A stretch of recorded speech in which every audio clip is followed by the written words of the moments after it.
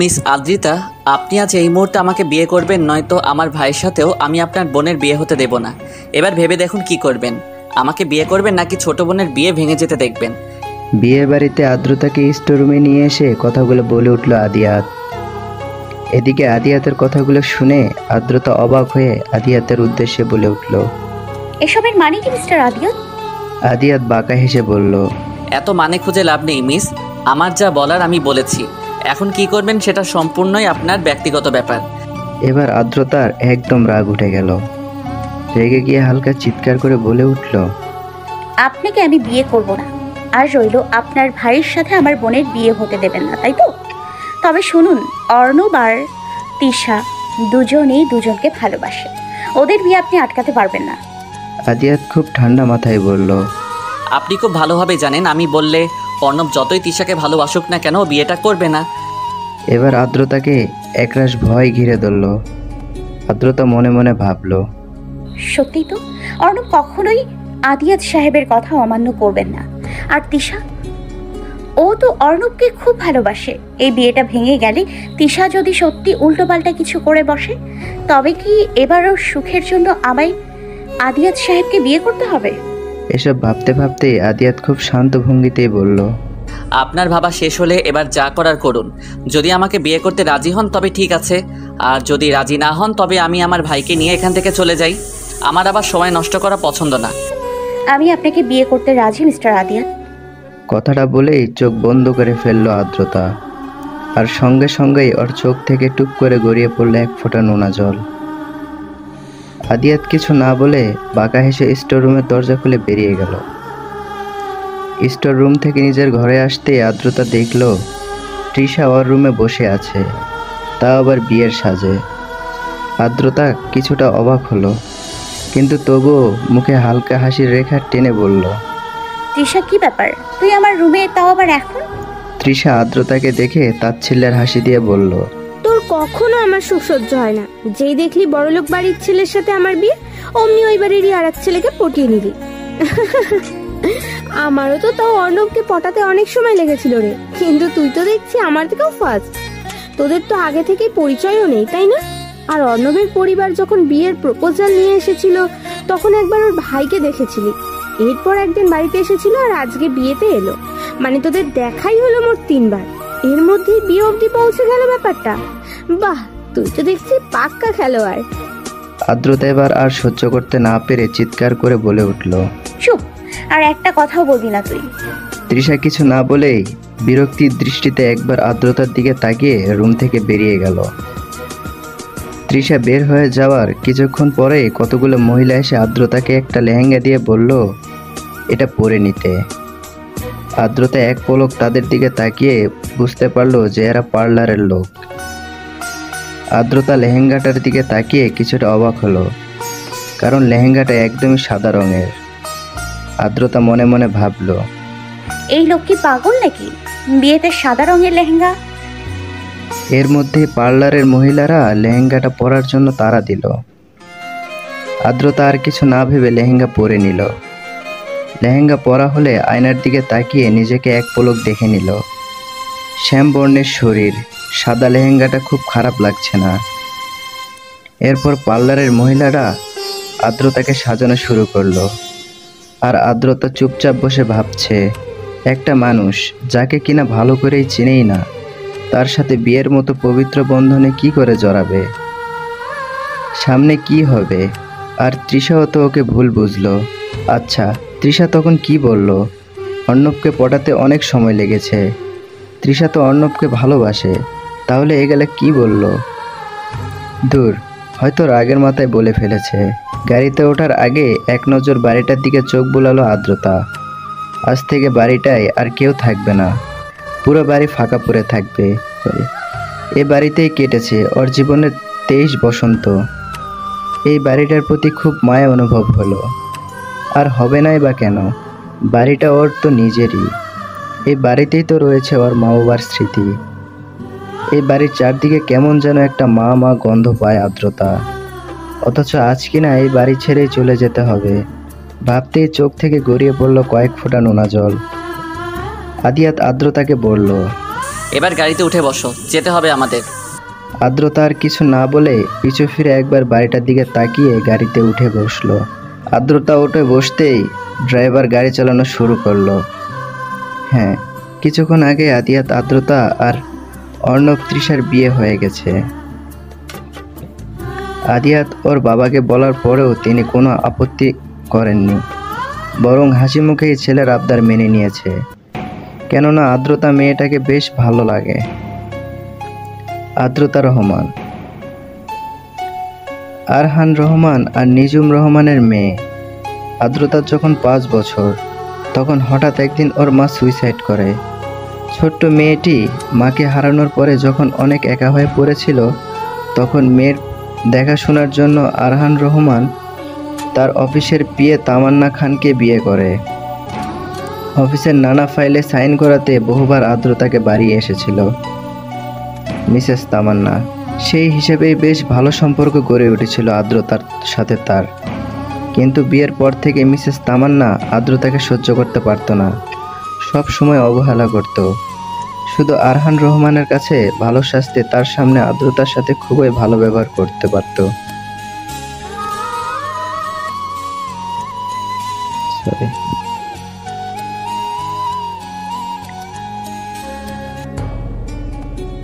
পরে যখন তৃষার জন্ম হয়, তখন থেকে মিসেস তামান্নার অবহেলা অত্যাচার আরও বাড়তে থাকে। আরহান রহমান নিজের কাজকর্ম নিয়ে ব্যস্ত থাকলেও আদ্রতাকে অনেক ভালোবাসত। তিনি যখন আদ্রতার প্রতি মিসেস তামান্নার অবহেলা দেখছে, তখন তার কিছুই করার ছিল না। একদিকে আদ্রতা, অন্যদিকে ছোট্ট তৃষা। এভাবে আদ্রতা আর তৃষা দুজনেই বড় হয়। আদ্রতা অনেক শান্তশিষ্ট হলেও তৃষা একদমই অহংকারী। সবসময় পার্টি, শপিং এসবে মত্ত থাকে, আর আদ্রতাকে সহ্য করতে পারে না। 4 বছর আগে একটা অ্যাক্সিডেন্টে আরহান রহমান আর মিসেস তামান্না দুজনেই মারা যান। তারা মারা যাওয়ার কিছুদিন পরে আদ্রতা আর তৃষা জানতে পারে আরহান রহমানের সব সম্পত্তি আদ্রতার নামেই করে দিয়েছিল।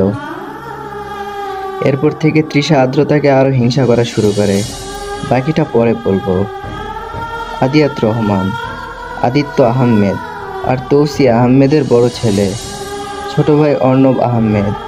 অর্ণব পড়াশোনা শেষ করে এখন বেকার আছে, আর আদিয়াত বাবার বিজনেসের দায়িত্ব বুঝে নিয়ে নিজেই এখন সব সামলাচ্ছে। গাড়ি এসে থামলো একটা 2 তলা বাড়ির সামনে। বাড়ির চারপাশটা চমৎকারভাবে সাজানো। আদ্রতা যখন বাড়ির চারপাশ দেখতে মগ্ন, তখনই আদিয়াত বলে উঠল, বাড়িটাকে দেখার অনেক সময় পাবে, এখন চলো ভেতরে, অর্ণবরাও এসে পড়েছে। আদ্রতার জানা নেই এরপরে কি হবে। আদিয়াতের মা যখন তার বড় ছেলের বিয়ের কথা জানবে, তখন কি হবে। আদ্রতা শুনছে মিসেস তৌসি নাকি খুব রাগী। এসব ভাবতে ভাবতে আদ্রতা আনমনেই পা বাড়ালো সামনের দিকে। কলিং বেলের আওয়াজ পেতেই তড়িঘড়ি করে দরজা খুললেন মিসেস তৌসি। হাসি মুখে দরজা খুললেও দরজার বাইরে আদিয়াতের পাশে দাঁড়ানো মেয়েটিকে দেখে নিমিষেই তার মুখের হাসি উধাও হয়ে গেল। তিনি চোখ মুখ শক্ত করে জিজ্ঞেস করলেন, তোমার পাশে এই মেয়েটা কেন আদিয়া? আর ও এখানে বা কি করছে, তাও আবার এই পোশাকে? আদিয়াত কিছু বলার আগে আদিত্য আহমেদ গম্ভীর কণ্ঠে বললেন, আগে ওদের ভেতরে আসতে দাও তৌসি, তারপর আমি তোমাকে সব বলছি। তৌসি আহমেদ কিছু বলতে যেও আর বলল না। তিনি স্বামীর কথা মেনে নিয়ে শুকনো হেসে অর্ণব তৃষাকে ঘরে আসতে বলল। এক পলক আদিয়াতের দিকে তাকিয়ে চলে গেলেন। আদিয়াত একটা দীর্ঘশ্বাস ফেলে আদ্রতাকে নিয়ে বাড়িতে ঢুকল। আদিত্য আহমেদ ওদের সবাইকে যার যার রুমে গিয়ে ফ্রেশ হয়ে নিতে বলল। আদিয়াত রুমে ঢুকেই আলমারি থেকে ট্রাউজার বের করে টি শার্ট নিয়ে ঢুকলো ওয়াশরুমে। আর আদ্রতা অবাক হয়ে তাকিয়ে রইল আদিয়াতের দিকে। মনে মনে বিড়বিড় করে বলল, মানে কি? হ্যাঁ, বলা নেই কওয়া নেই, সোজা ফ্রেশ হতে চলে গেল। আমি যে আস্ত একটা মানুষ তার রুমে আছি, তার সেদিকে খেয়াল নেই। কিছুক্ষণ পর আদিয়াত টাওয়াল নিয়ে চুল মুছতে মুছতে বেরিয়ে আসলো। আদ্রতার দিকে ভুরু পুচকে তাকিয়ে বলল, কি ব্যাপার, তুমি এখানে বসে আছো কেন? যাও গিয়ে ফ্রেশ হয়ে নাও। আদ্রতা শক্ত কণ্ঠে জবাব দিল। আমি কি ও বাড়ি থেকে কিছু নিয়ে এসছি পড়ার মতো? আদিয়াত ভাবলো সত্যি তো, আদ্রতা নিজের বাড়ি থেকে তো কিছুই নিয়ে আসেনি। আচ্ছা তুমি একটু অপেক্ষা করো, আমি আসছি বলে আদিয়াত বেরিয়ে গেল রুম থেকে। কিছুক্ষণ বাদে ফিরল একটা নীল রঙের শাড়ি নিয়ে। আদ্রতা বাঁকা চোখের শাড়িটার দিকে তাকিয়ে বলল, এটা কার শাড়ি? মানে আপনার মা তো কখনোই তার শাড়ি আমাকে দেবেন না। তবে আদিয়াত বলল। এত ভেবে তোমার কাজ নেই, যাও গিয়ে ফ্রেশ হয়ে নাও। আদ্রতা বিরক্তি নিয়ে ফ্রেশ হতে গেল। ফ্রেশ হয়ে রুমে আসতে চারদিকে চোখ বুলালো আদ্রতা। না, কোথাও আদিয়াত নেই। উনি আবার কই গেল? ভাবতে ভাবতে চোখ পড়ল বেলকনির দিকে। আদ্রতা আনমনে বেলকনির দিকে পা বাড়ালো। ভুলেও ওর কোনো ক্ষতি করার চেষ্টা করবি না, ও এখন আমার স্ত্রী। আর তুই ভালো করে জানিস আদিয়াতের জিনিসে নজর দেওয়ার পরিণাম ঠিক কতটা ভয়ানক হয়। বেলকনিতে আসতেই দেখলো আদিয়াত যেন ফোনে কার সাথে কথা বলছে। তখনই আদিয়াতের বলা এই কথাগুলি কানে গেল। আদ্রতা অবাক হয়ে মনে মনে ভাবলো, তার স্ত্রী মানে তো আমি, আমার ক্ষতি আবার কে করবে? আদিয়াত ফোন রেখে রুমে যাওয়ার জন্য পিছনে ফিরতে দেখলো আদ্রতা দাঁড়িয়ে কিছু ভাবছে। আদিয়াত প্রথমে কিছুটা চমকে গেল, পরে গম্ভীর কণ্ঠে বলে উঠল, তুমি এখানে কি করছো? ভাবনার মধ্যে আদিয়াতের কণ্ঠ শুনে থরফরিয়ে উঠল আদ্রতা। এরপরে আমতা আমতা করে বলল, আবার এমনি এসছিলাম। আদিয়াত মুখে দুষ্টু হাসি এনে বলল, এমনি এসেছিলে নাকি আমাকে দেখতে এসেছিলে? আদ্রতা চমকে গেল। কিছু একটা মনে পড়তে আদিয়াতের দিকে তাকিয়ে বলল, আপনি কার সঙ্গে কথা বলছিলেন আর আমার ক্ষতি করার ব্যাপারে কি বলছিলেন? হ্যাঁ, আদ্রতার কথায় আদিয়াতের মুখ গম্ভীর রূপ ধারণ করলো। তারপর কিছুটা শক্ত গলায় বলল, এসব জেনে তোমার লাভ নেই, এই ব্যাপারে যেন আর কোনো কথা না শুনি। বলে বেলকনি থেকে বেরিয়ে গেল আদ্রতা। আদিয়াতের যাওয়ার পানে এক পলক তাকিয়ে চোখ ফিরে সামনের খোলা আকাশটার দিকে তাকিয়ে রইল। অনেকক্ষণ হয়ে যাওয়ার পরও যখন আদ্রতা বেলকনি থেকে আসলো না, তখন আদিয়াত বেলকনিতে গেল।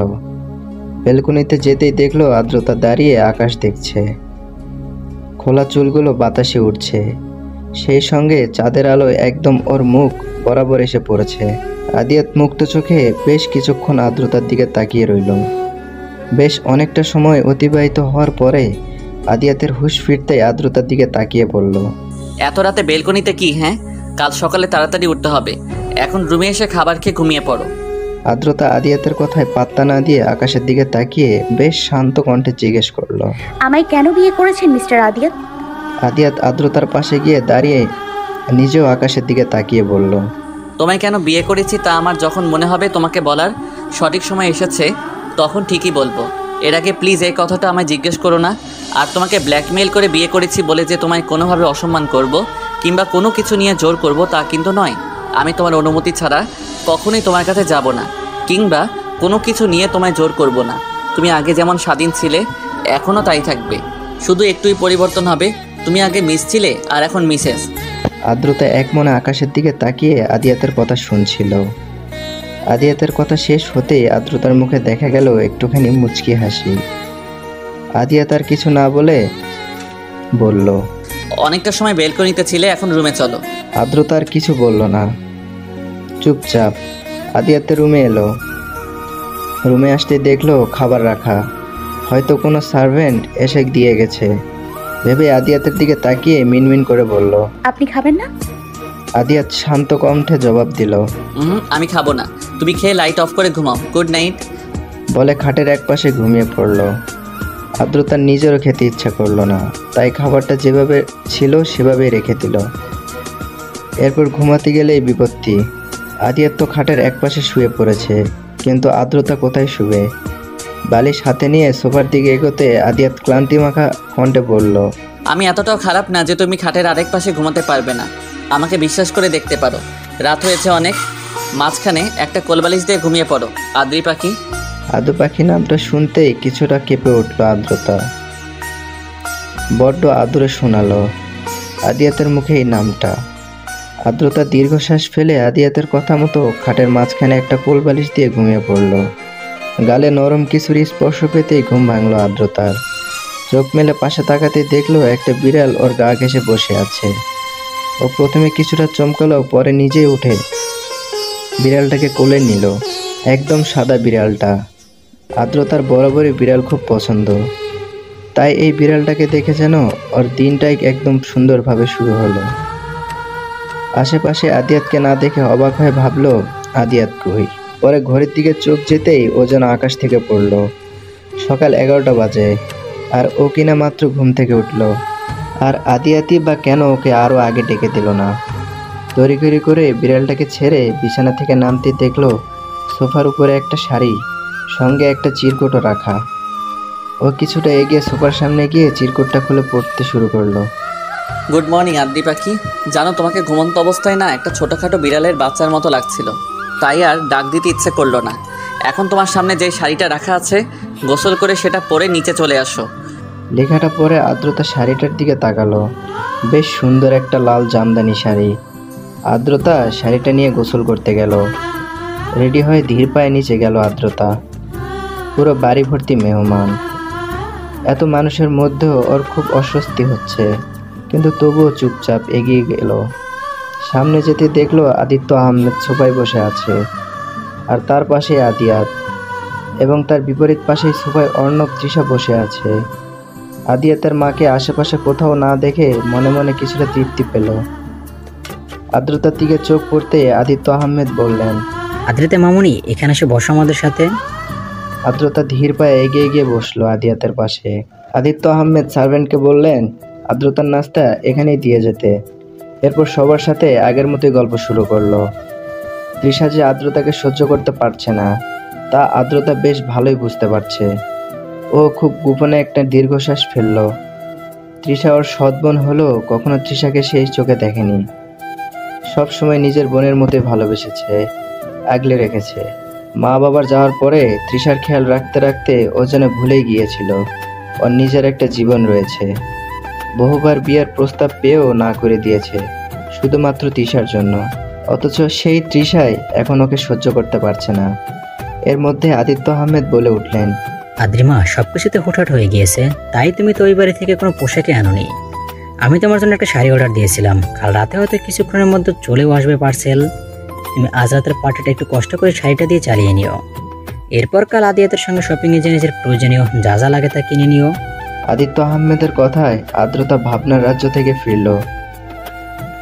আদ্রতা হালকা হেসে বলল, না বাবা, শপিং করা লাগবে না। আমি ওই বাড়ি থেকে আমার জিনিসপত্রগুলো নিয়ে আসতে চাই। আসলে ওই বাড়িটা তো এখন ফাঁকা পড়ে আছে, তাই জিনিসপত্রগুলো ওইখানে থাকলেও এমনিতেও নষ্ট হবে। আদিত্য আহমেদ বললেন, তাও ঠিক। বেশ, তবে কালকে আদিয়াত তোমায় ওই বাড়ি নিয়ে যাবে। আদ্রতার প্রতি শ্বশুরের এত কেয়ারিং যেন তৃষার সহ্য হলো না। ও উঠে গেল। তৃষার এমন ব্যবহারে উপস্থিত সবাই বেশ অবাক হলো। এর মধ্যে সেখানে উপস্থিত হলেন মিসেস তৌসি। মিসেস তৌসিকে দেখে মাথা নিচু করে দাঁড়িয়ে গেল আদ্রতা। মিসেস তৌসি আদ্রতার দিকে তাকিয়ে চোখ ফিরিয়ে আদিয়াতের দিকে তাকিয়ে বলল, তুমি এমনটা করবে আমি কখনো ভাবতে পারিনি আদিয়াত। তুমি জানো না আমার কত ইচ্ছে ছিল তোমার বিয়ে নিয়ে। অর্ণব আগেই একটা মেয়েকে ভালোবেসে ফেলেছে, তার সাথে সম্পর্কে জড়িয়েছে, তাই আমি হাসি মুখে মেনে নিয়েছি। আর তোমার ছোট হওয়ার পরও তোমার আগে ওর বিয়ে ঠিক করেছিলাম। কিন্তু তুমি তো কাউকে ভালোবাসতে না, আর দুদিন আগেও তুমি বিয়ে করতে নারাজ ছিলে। তবে কি এমন হলো যে এই মেয়েকে বিয়ে করলে? জানো আমি কত কিছু ভেবে রেখেছিলাম আর বড় ছেলের বিয়ে নিয়ে, আর তুমি আমার সব ইচ্ছেরই কোনো মূল্য দিলে না। আমার অনুমতি ছাড়া আমাকে না জানিয়ে বিয়ে করে নিলে। আদিত্য আহমেদ চুপ করে আছে। তিনি চাচ্ছেন না মা ছেলের ব্যাপারটা তারাই মিটিয়ে নিক। আর আদ্রতা মাথা নিচু করে দাঁড়িয়ে আছে। আদিয়াত শান্তভাবে মায়ের সকল অভিযোগ শুনল। তারপরে মায়ের দিকে তাকিয়ে খুবই শান্ত কণ্ঠে বলল, সরি মা, আমার ভুল হয়ে গেছে। আমি জানি আমার তোমায় সব জানানো উচিত ছিল, কিন্তু তখন সত্যি তোমায় জানানোর মতো পরিস্থিতিতে ছিলাম না। তুমি তো সবসময় আমাকে বিয়ের জন্য পাগল করে ফেলতে, তাহলে এখন এমন করছো কেন? সব কিছু মেনে নাও না মা, আর বাকি রইল তোমার ইচ্ছে। তুমি এখন না হয় তোমার ইচ্ছেগুলো পূরণ করো। তৌসি আহমেদ রাগী কণ্ঠে বলে উঠল, আদিয়া, আমি তোমার বিয়ের জন্য পাগল করতাম মানে এই না যে যাকে তাকে বিয়ে করে নিয়ে আসবে তুমি। আর কি মেনে নিতে বলছো তুমি আমায়? অর্ণব তিশাকে পছন্দ করেছে। আমি কি কিছু বলেছি? বলিনি, কারণ তিশা মেয়েটি যথেষ্ট সুন্দরী আর স্মার্ট। আর ওর মধ্যে কি এমন আছে? আমার তো মনে হচ্ছে তিশার সৎ বোন হয়ে এত বড় লোক বাড়ির বউ হবে সেটা মেনে নিতে না পেরে লোভে পড়ে তোমাকে ফাঁসিয়ে বিয়ে করেছে। এসব শুনে আদ্রতার চোখ থেকে গড়িয়ে পড়ল কয়েক ফোঁটা নোনা জল। আর আদিয়াত এতক্ষণ হাত মুট করেছিল, কিন্তু আদ্রতার চোখে পানি দেখে ও রেগে গিয়ে বলল, তুমি কতটুকু চেনো মা? একটা মানুষকে ঠিক মতো না জেনে না চিনে তার সম্পর্কে কোনো খারাপ মন্তব্য করাটা কিন্তু ঠিক না মা। দুদিনও তো ওকে কাছে থেকে দেখলে না, এর মধ্যেই ওর সম্পর্কে এত কিছু জেনে গেলে। কিন্তু আমি তো জানতাম আমার মা অনেক নরম মনের একটা মানুষ। সে উপরে যতই রাগ দেখাক, সে কাউকে কষ্ট দিয়ে কথা বলতে পারে না। তবে কি আমি এতদিন ভুলছিলাম? আর রইল ওর মধ্যে কি আছে? যদি গুণের দিক দিয়ে দেখো তো ও যথেষ্ট গুণবতী, অন্তত শপিং করে পার্টি করে টাকা নষ্ট করে না। আর রূপের দিক দিয়ে যদি দেখো তাহলে তোমার আদরের বৌমা তিশা আদ্রিতার নখের যোগ্য না। সারাদিন ভারী মেকআপ নিয়ে ঘুরলেই সেটাকে রূপ বলে না। তৌসি আহমেদ রেগে চিৎকার করে বললেন, আদিয়াত চুপ করো তুমি। আদিয়াত নিজেও রেগে দ্বিগুণ চিৎকার করে বলল, কেন চুপ করব? নিজের সামনে নিজের স্ত্রীকে অপমানিত হতে দেখে চুপ করে থাকাটা কাপুরুষের কাজ। আর আমি মোটেও কাপুরুষ নই, আমি নিজের বইয়ের সম্মান রক্ষা করতে জানি। তৌসি আহমেদ রেগে গিয়ে বলল, বাহ, ভালোই তো একদিনই দেখছি বশ করে নিয়েছে মেয়ে তোমায়, এখন নিজের মাকে কথা শোনাচ্ছ। আদিয়াত বলল, আমি যা বলেছি সব কথাই সত্যি, আর তোমাকে এখানে কথা শোনানোর মতো কিছু আমি দেখছি না। তুমি কয়েকটা কথা বলেছো আর আমি শুধু সেটারই উত্তর দিয়েছি। তৌসি আহমেদ অনেক কষ্টে নিজেকে শান্ত করে আদিয়াতকে বলল, আদি দেখো, তোমার পুরোটা জীবন এখনো পড়ে আছে। তুমি এই মেয়েটাকে ডিভোর্স দিয়ে দাও। আমি ওর চেয়ে 1000 গুণ ভালো মেয়ে দেখে তোমার বিয়ে দিব বাবা। ডিভোর্স শব্দটা শুনলেই কেঁপে উঠল আদ্রতা। আদিত্য আহমেদ এতক্ষণ চুপ থাকলেও এখন আর চুপ থাকলো না।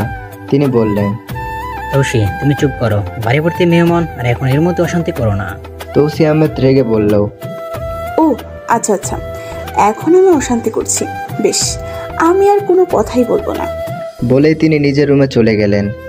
আদিত্য আহমেদ আদিয়াত আদ্রতাকে রুমে গিয়ে রেস্ট নিতে বলে নিজেও চলে গেলেন। আদিয়াত একটু বাইরে গিয়েছিল, বাইরে থেকে রুমে আসতে দেখলো কোথাও আদ্রতা নেই। ও চমকে গেল। সারা বাড়ি খুঁজলো, ছাদে খুঁজলো, কিন্তু কোথাও পেল না। হঠাৎ ওর মনে হলো ওর রুমের বেলকনি দেখা হয়নি। আদিয়াত তাড়াতাড়ি নিজের বেলকনির দিকে ছুটল। বেলকনিতে গিয়ে ও কিছুক্ষণ চুপ করে দাঁড়িয়ে রইল। আদ্রতা বেলকনির দোলনায় ঘুমিয়ে আছে। আদিয়াত অবাক হয়ে ভাবলো, আমি সারা বাড়ি ওকে খুঁজে বেড়াচ্ছি আর ও এখানে শান্তিতে ঘুমাচ্ছে। আদ্রতাকে ডাকতে গিয়েও আর ডাকলো না। ওকে আলতো করে তুলে রুমে নিয়ে বিছানায় শুইয়ে দিল। তারপর নিজেও চলে গেল ফ্রেশ হতে। পার্লারের মহিলারা এসে আদ্রতার ঘুম ভাঙালো। আদ্রতা ঘুম ঘুম চোখ নিয়ে উঠতে পার্লারের মহিলারা বলল, ম্যাডাম আপনি ফ্রেশ হয়ে নিন তাড়াতাড়ি। আদ্রতা তাদের মুখে শুনে ফ্রেশ হয়ে রুমে এসে বসলো চুপচাপ। আদ্রতা বলতেই তারা ওকে সাজানো শুরু করলো। সব শেষে খুব সুন্দর করে শাড়ি পরিয়ে দিল ওকে। গোল্ডেন কালারের শাড়িটায় আদ্রতাকে যেন বেশ মানিয়েছে। দেখতে দেখতে পার্টির সময় চলে এলো। অনেক মেহমানরাই আসছে আর আদ্রতা তৃষার হাতে গিফট দিচ্ছে। অনেকে আবার তৃষার থেকে আদ্রতার প্রশংসা করছে বেশি। আদ্রতাকে আজ অনেক সুন্দর লাগছে, আর তৃষাকেও যদি খারাপ লাগছে না, কিন্তু খুব একটা ভালোও লাগছে না। তৃষার হিংসায় জ্বলে পুড়ে যাচ্ছে। গোলাপি রঙের লেহেঙ্গার সাথে প্রচুর গর্জিয়াস মেকআপ করেছে তৃষা, যার কারণে ওর বাস্তব চেহারাটাই যেন বদলে গেছে। তৃষা ভাবছিল পার্টির সবাই আজ ওর দিকে মুগ্ধ হয়ে তাকিয়ে থাকবে আর আদ্রতাকে কেউই পছন্দ করবে না, কিন্তু হয়ে গেল একদম তার উল্টো। অন্যদিকে কে একজন ঘোর লাগা দৃষ্টিতে আদ্রতার দিকে তাকিয়ে আছে। হঠাৎ সে আনমনে বলে উঠল, মায়াবিনী, তোমার প্রতিটা রূপেই আমি বারবার মুগ্ধ হই। কি এত আছে তোমার ওই স্নিগ্ধ মুখে, যার জাদু বারবার তোমার মুগ্ধতায় আমাকে আটকে ফেলে? পার্টির এক পাশে দাঁড়িয়ে আছে তৃষা খান। তিনি তামান্না খানের বোন, মানে তৃষার খালামণি। তিনি নিজেও কোনো একটা কারণে আদ্রতার বিয়েতে, ঠিক বিয়েতে না, এত বড়লোক বাড়িতে বিয়ে হয়, খুব রেগে আছে। তবুও সেটা কাউকে বুঝতে না দিয়ে মুখে মিথ্যা একটা হাসি ফুটিয়ে দাঁড়িয়ে আছে। হুট করে মাথায় কিছু একটা আসতেই তিনি অর্ণবের কাছে গিয়ে জিজ্ঞাসা করলেন, তোমার মা কই অর্ণব? তাকে দেখছি না যে। অর্ণব বলল। মা তো নিজের রুমে আছে। তৃষা খানের কিছুটা খটকা লাগলো, তবুও কোনো মতে নিজেকে সামলে বললেন। ও আচ্ছা, আমি তাহলে যাই, তোমার মায়ের সাথে দেখা করে আসি। বলেই তিনি চলে গেলেন মিসেস তৌসির রুমে। যদিও তিনি চিনেন না রুম, তাই সার্ভেন্টের সাহায্য নিতে বলেছে। রুমে গিয়ে বেশ কিছুক্ষণ মিসেস তৌসির সাথে কথা বললেন। এরপর বেশ খুশি মনে তার রুম থেকে বের হলেন। সবচেয়ে অবাক করা বিষয় হলো মিসেস তৌসি সকালের পরই রুম থেকে বের হননি, কিন্তু মিসেস তৃষার সাথে কথা বলার পর তিনি হাসি মুখে রেডি হয়ে পার্টিতে উপস্থিত হলেন। পার্টিতে মিসেস তৌসিকে দেখে আদিত্য আহমেদ, অর্ণব, আদ্রিয়াত, আদ্রিতা সবাই যেন বেশ অবাক হলো, কিন্তু তৃষার মনে কোনো ভাবান্তর দেখা গেল না। সে বিভিন্ন স্টাইলে ছবি তুলতেই ব্যস্ত। মিসেস তৌসি সবাইকে অবাক হতে দেখলেও সেদিকে পাত্তা না দিয়েই বলল, কই একটু রেগে কিনা কি বলছি সকালে, আর তোমরা আমাকে রেখে পার্টিতে চলে এলে? একবার ডাকলে। সবাই যেন আর এক দফা অবাক হলো। অর্ণব বোকার মতো বলল, মা তোমার রাগ ভেঙেছে? তার মানে তুমি সব মেনে নিয়েছো? মিসেস তৌসি মিষ্টি করে হেসে বলল, হ্যাঁ অবশ্যই, কতক্ষণই বার রাগ করে থাকবো, আমার রাগ ভাঙানোর মতো তো কেউই নেই, তাই নিজে থেকে চলে এলাম। আর আদি, তুই সকালের কথাগুলো ভুলে যা বাবা। তখন রাগের মাথায় কিসব বলেছি নিজেও জানি না। আর আদ্রিতা, তুমিও এইসব ভুলে যাও মা। সবাই বেশ খুশি হলো মিসেস তৌসি সবটা মেনে নিয়েছে বলে, কিন্তু সহ্য হলো না একজনের। সে আর কেউ না, তৃষা। যাও একটু ভেবেছিল শাশুড়ি আদ্রিতাকে পছন্দ করে না, এই সুযোগে শাশুড়ির মনে নিজের জন্য জায়গা করে নেবে, সেটা আর হলো না। দেখতে দেখতে খুব সুন্দর করে পার্টি শেষ হলো। মেহমানরাও সবাই চলে গেছে প্রায়, শুধু কাছের কিছু আত্মীয় আর মিসেস ত্রিনা আছে। পরের দিন সকালে ঘুম থেকে উঠে রেডি হয়ে আদ্রিতা নিচে গেল নাস্তা তৈরি করতে। সার্ভেন্টদের সাহায্যে সুন্দর মতো নাস্তা বানিয়ে ফেলল, তারপর টেবিলে গুছিয়ে রাখছে সব একে একে। এমন সময় তড়িঘড়ি করে এক প্রকার দৌড়ে রান্নাঘরে এলো তৃষা। সার্ভেন্টদের উদ্দেশ্যে বলল, আমি যা বলবো তা তোমরা চুপচাপ শুনবে। যদি কোনো কিছু ভুল হয় তবে তোমাদের চাকরি থাকবে না বলে দিচ্ছি। এই সকল রান্না যে আদ্রিতা করেছে এই কথাটা যেন কারো কানে না যায়। এই সকল রান্না আমি করেছি। আদ্রিতা টেবিলে সবকিছু গুছিয়ে রান্নাঘরের কাছে আসতেই দেখলো তৃষা সার্ভেন্টদের কি যেন বলছে। ও এগিয়ে কিছু বলতে যাবে, তার আগেই মিসেস তৌসি এসে উপস্থিত হলেন রান্নাঘরে। আদ্রিতাকে দেখে যদিও মনে মনে বেশ বিরক্তি হলেন, কিন্তু তবুও মুখে জোরপূর্বক হাসি ফুটিয়ে বললেন, আরে তোমরা উঠে গেছো? আদ্রিতা কিছু বলার আগেই তৃষা জবাব দিল, হ্যাঁ মা, আমি তো সেই যে কখন উঠেই বাড়ির সবার জন্য নাস্তা তৈরি করেছি। আর আদ্রিতা তো কিছুক্ষণ আগে মাত্র ঘুম থেকে উঠলো। মিসেস তৌসি তৃষার কথায় বেশ খুশি হয়ে এগিয়ে গিয়ে তৃষার মাথায় হাত বুলিয়ে দিয়ে বলল, এই তো একদম আমার মনের মতো একটা মেয়ে তুমি। আস্তে না আস্তে আমার পরিবারটাকে আপন করে নিচ্ছ একটু একটু করে। আর একটা কথা, কখনো উঠলে সেটা তোমার দেখতে হবে না। তুমি তোমার সংসারটা নিজের মতো করে সাজিয়ে গুছিয়ে নাও, কারণ ছোট বউ হলেও এই বাড়িতে তো তুমি থাকবে সব সময়। আর অন্যরা তো আজ আছে, কাল নাও থাকতে পারে। আদ্রিতা বেশ ভালোই বুঝলো শেষের কথাটা মিসেস তৌসি ওকে উদ্দেশ্য করেই বলেছে। ও শুধু নিচের দিকে তাকিয়েই একটা তাচ্ছিল্যের হাসি দিল। সবাই যখন একসাথে বসে খাওয়া শুরু করবে এমন সময় মিসেস তৌসি বললেন, জানো আজকের এত রান্না কে করেছে? সবকিছু তৃষাই করেছে। সবাই মিসেস তৌসির কথায় বেশ স্বাভাবিকভাবে নিলেও অর্ণব অবাক হয়ে গেল। তৃষা রান্না করেছে? ও তো ঘুম থেকে উঠে নিচেই এলো কিছুক্ষণ, আর তাছাড়া ও তো রান্নাই করতে পারে না আমি যতদূর জানি। আদ্রিয়াত খেয়াল করলো সবাই বসে গেলেও আদ্রিতা এখনো খেতে বসেনি। আদ্রিয়াত আদ্রিতাকে উদ্দেশ্য করে বলল, আদ্রিতা। মিসেস ত্রিনা আদ্রিয়াতের কথা শেষ হওয়ার সঙ্গে সঙ্গেই আদ্রিতাকে বেশ তাচ্ছিল্য করেই বলল, আরে ছাড়ো তো আদিয়াত, ওই বাইরের মেয়েটাকে আবার ডাকছো কেন? ওর কোনো যোগ্যতা আছে নাকি তোমাদের সাথে এক টেবিলে বসে খাওয়ার? ও দাঁড়িয়ে আছে, দাঁড়িয়ে থাকতে দাও ওকে। আদ্রিতার চোখ ভরে উঠল। ও মাথা নিচু করে ওর ভেজা চোখ জোড়া লুকানোর চেষ্টা করলো। আদ্রিয়াত অগ্নিদৃষ্টিতে মিসেস ত্রিনার দিকে তাকিয়ে বললেন, ওকে বাইরের মেয়ে বলার সাহস কি করে হলো আপনার? ও বাইরের লোক নয়, বরং আপনি বাইরের লোক। ও আমার স্ত্রী, এই বাড়ির বড় বউ। আর আপনি আপনি কে?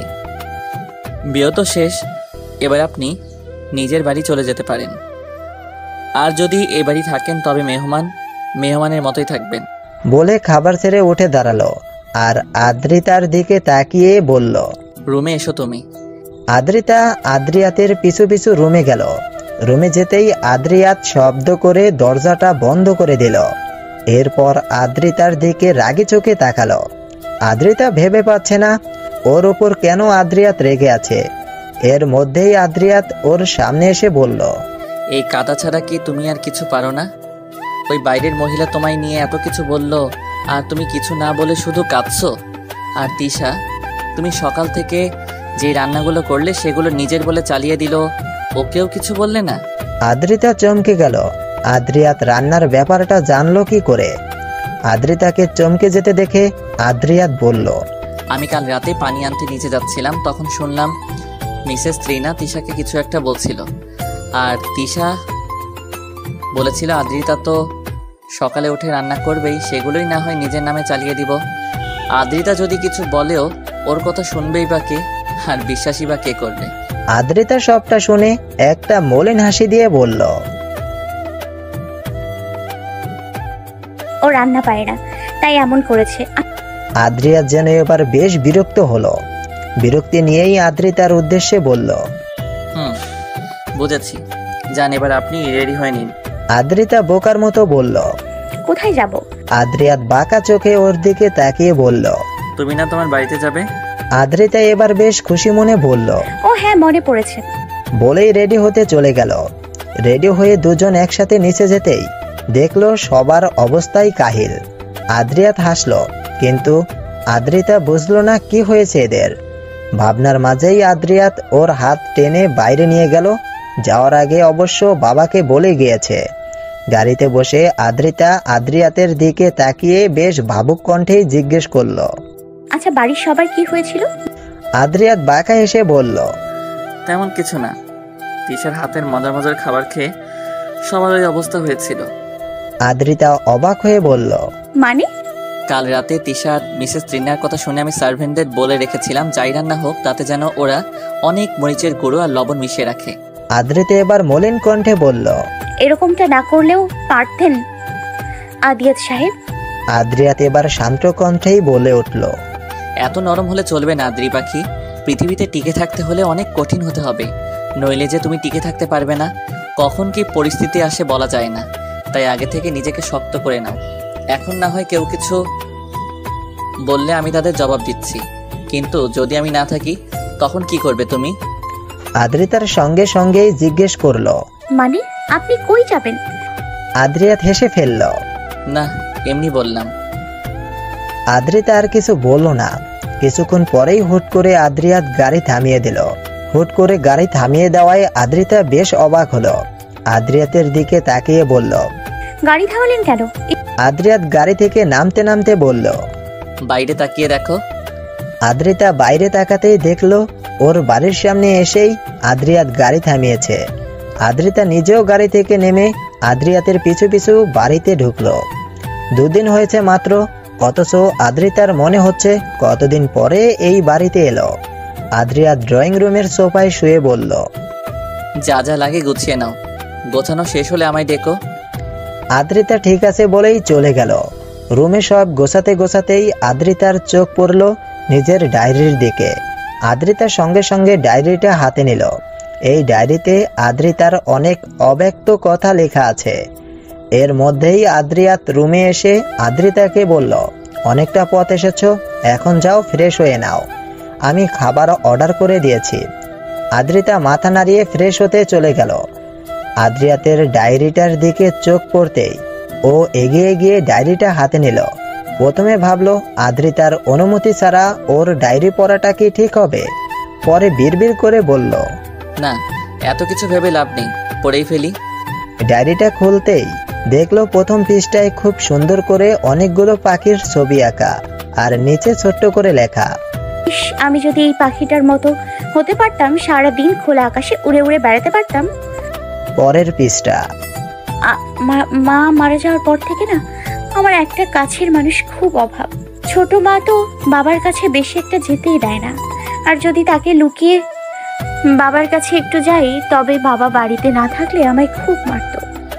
এভাবে আদ্রিয়াত একের পর এক পৃষ্ঠা উল্টাতে লাগলো। আজ মায়ের মতো বাবাও আমায় একেবারে একা করে চলে গেল। তৃষা সহ সবাই আমায় দায়ী করছে বাবার মৃত্যুর জন্য, অথচ এসবের পেছনে আমার কোনো হাতই নেই। বাবা আর ছোট মা মারা যাওয়ার প্রায় 1 বছর কেটে গেছে। এই 1 বছরের বেশিরভাগ সময়ই তৃণা খালামণি এই বাড়িতেই ছিল। উনি আমার সাথে হুট করেই বেশ ভালো ব্যবহার করা শুরু করেছে কয়েকদিন ধরে, অথচ আগে আমাকে দেখতেই পারতো না। সব কি আমায় ভালোবেসে? একদমই না, বরং সব সম্পত্তি আমার নামে আছে তাই। তারা ভাবে আমি কিছুই বুঝি না, কিন্তু না, আমার আসলে এসব ভালোই লাগে না। সম্পত্তি কিংবা টাকা পয়সা আমি কখনোই চাইনি, আমি শুধু একটু ভালোবাসা পেতে চেয়েছি। কিন্তু মা মারা যাওয়ার পরে কেউ কখনো নিঃস্বার্থভাবে আমায় ভালোবাসেনি। তৃণা খালামণির ছেলে কয়েকদিন ধরে বারবার এই বাড়িতে আসছে। তার আচরণ একটু কেমন যেন, আর তার চাহনিও অনেক বাজে। ইদানিং হুটহাট সে আমার রুমে চলে আসে, যেগুলো আমার একটুও ভালো লাগে না। অনেক সহ্য করেছিলাম, কিন্তু আজ আর পারলাম না। মাথা ব্যথা হয়, নিজের রুমে একটু শুয়েছিলাম, আর সে আমার অনুমতি ছাড়াই আমার রুমে প্রবেশ করে। আমাকে খারাপভাবে ছোঁয়ার চেষ্টা করেছে। আমি না তাকে অনেক কথা শুনিয়ে দিয়েছি। সবাই সব সময় কেন আমার দুর্বলতার সুযোগ নেয়? আমিও তো একটা মানুষ, এটা কখনো কেউ ভাবে না। তৃণা খালামণির ছেলেকে কথা শোনানোই তার আসল রূপ সামনে এলো। কত বাজে কথাই শোনালো আমায়। শেষে আর সহ্য করতে পারলাম না। পুলিশ ডাকার ভয় দেখিয়ে মা ছেলেকে বাড়ি থেকে বের করে দিলাম। তৃণা খালামণি আর তার ছেলেকে বাড়ি থেকে বের করে দেয়ার তৃষা আমায় আরো ঘৃণা করা শুরু করলো। এমনিতেই আমায় সহ্য করতে পারতো না, আর এখন তো আরো অনেক কিছুই লেখা আছে, কিন্তু নিচ থেকে কলিং বেল বেজে ওঠায় বাকিটা আর পড়া হলো না। ডায়েরি জায়গা মতো রেখে নিচে চলে গেল আদ্রিয়াত। ডেলিভারি ম্যান পার্সেল দিয়ে গেল মাত্রই, এর মধ্যেই আদ্রিতা নিচে এলো। আদ্রিতাকে দেখে অসুস্থ মনে হচ্ছে আদ্রিয়াত সেটা খেয়াল করেই বলল, তুমি কি অসুস্থ আদ্রিতা? আদ্রিতা বলল, না, শুধু মাথাটা একটু ব্যথা করছে। আদ্রিয়াত উত্তেজিত হয়ে বলল, মাথা ব্যথা করছে? দেখি, তুমি আগে বসে খেয়ে নাও। বলেই আদ্রিতার দিকে খাবার এগিয়ে দিল। আদ্রিতাও চুপচাপ খেয়ে নিল। এরপর আদ্রিয়াত উঠে গিয়ে আদ্রিতাকে ঔষধ এনে দিল। তারপর রুমে গিয়ে রেস্ট নিতে বলল। আদ্রিতা রুমে শুয়ে শুয়ে ভাবছে, এর আগেও তো আমার কতবার মাথা ব্যথা করেছে, কই তখন তো কেউ আমার জন্য এতটা উত্তেজিত হয়নি, এতটা কেয়ারও করেনি। আচ্ছা, আদিয়াত, আদিয়াত নামটা খুব বড় হয়ে যায়, আমি আদি বলেই ডাকবো। আদি আমায় বিয়ে কেন করেছে? আর সে তো আগে থেকে আমায় চিনতও না, তবে আমার সামান্য মাথা ব্যথায় সে এতটা চিন্তিত হয়ে গেল কেন? আর আমার এত কেয়ারই বা কেন করছে? এসব ভাবতে ভাবতে তলিয়ে গেল গভীর নিদ্রায়। আদ্রিতাকে ঘুমোতে দেখে আদ্রিয়াত আস্তে করে ওর পাশে বসে ওর মাথায় হাত বুলিয়ে দিল। হঠাৎ করেই আদ্রিতার শরীর কাঁপতে শুরু করলো। আদ্রিয়াত বেশ ঘাবড়ে গিয়ে আদ্রিতার কপালে হাত দিতেই দেখলো জ্বরে কপাল পুড়ে যাচ্ছে। আদ্রিয়াত তাড়াতাড়ি করে আদ্রিতার গায়ে একটা কাঁথা জড়িয়ে দিল। এরপরে একটা বাটিতে করে পানি এনে নিজের রুমাল ভিজিয়ে জলপট্টি দিতে শুরু করলো। অনেকক্ষণ জলপট্টি দিয়ে আদ্রিতাকে এক পলক দেখে রান্নাঘরে গেল। জিনিসপত্র গুছিয়ে অনেক কষ্ট করে স্যুপ বানালো আদ্রিতার জন্য। রুমে যেতেই চোখ পড়লো আদ্রিতার মুখখানির দিকে। একদিনেই চেহারাটা কেমন শুকিয়ে গেছে, চোখগুলো লাল হয়ে আছে। আদ্রিয়াত গিয়ে খাটের এক কোনায় বসে আদ্রিতার মাথাটা নিজের কোলে তুলে নিল। তারপর আদ্রিতাকে বলল, আদ্রি পাখি, একটু খেয়ে নাও স্যুপটা। আমি ডক্টরকে কল দিয়েছি, হয়তো কিছুক্ষণের মধ্যে চলেও আসবে, কিন্তু তার আগে তুমি একটু খেয়ে নাও। বলেই আদ্রিতার মুখের সামনে চামচ ধরল। আদ্রিতার মুখটা এক হাতে ধরে আর এক হাত দিয়ে খাইয়ে দিল। অনেকটা খাওয়ানোর পরে আদ্রিতা বলল, আর ভালো লাগছে না। আদ্রিয়াত আর জোর করলো না। সুপের বাটিটা খাটের পাশের টেবিলে রেখে আদ্রিতার মাথায় হাত বুলিয়ে দিল। আদ্রিতার চোখগুলো ছলছল করে উঠল। এর আগে কখনোই হয়তো নিজের জ্বর হলে এতটা শান্তি অনুভব করেনি। কেউ তো ওর খবরও নেয়নি, অথচ আদ্রিয়াত কতটা কেয়ার করছে, এমনকি নিজের হাতে খাইয়েও দিচ্ছে। আদ্রিতার চোখে পানি দেখে আদ্রিয়াত অস্থির হয়ে বলল, খুব খারাপ লাগছে আদ্রি পাখি, উফ, আর একটু কষ্ট করো, এক্ষুনি ডক্টর চলে আসবে।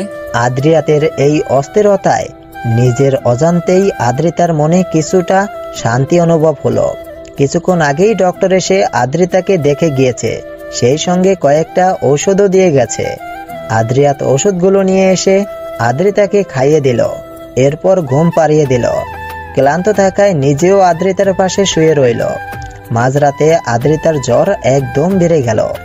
আদ্রিয়াতের ঘুম ভেঙে যেতেই দেখলো আদ্রিতা কাঁপছে। ও জ্বর চেক করে দেখলো জ্বর অনেকটা বেড়েছে। ও জলপট্টি দেওয়ার জন্য উঠতে যাবে, তার আগেই আদ্রিতা কাঁপতে কাঁপতে ওকে জড়িয়ে ধরলো শক্ত করে।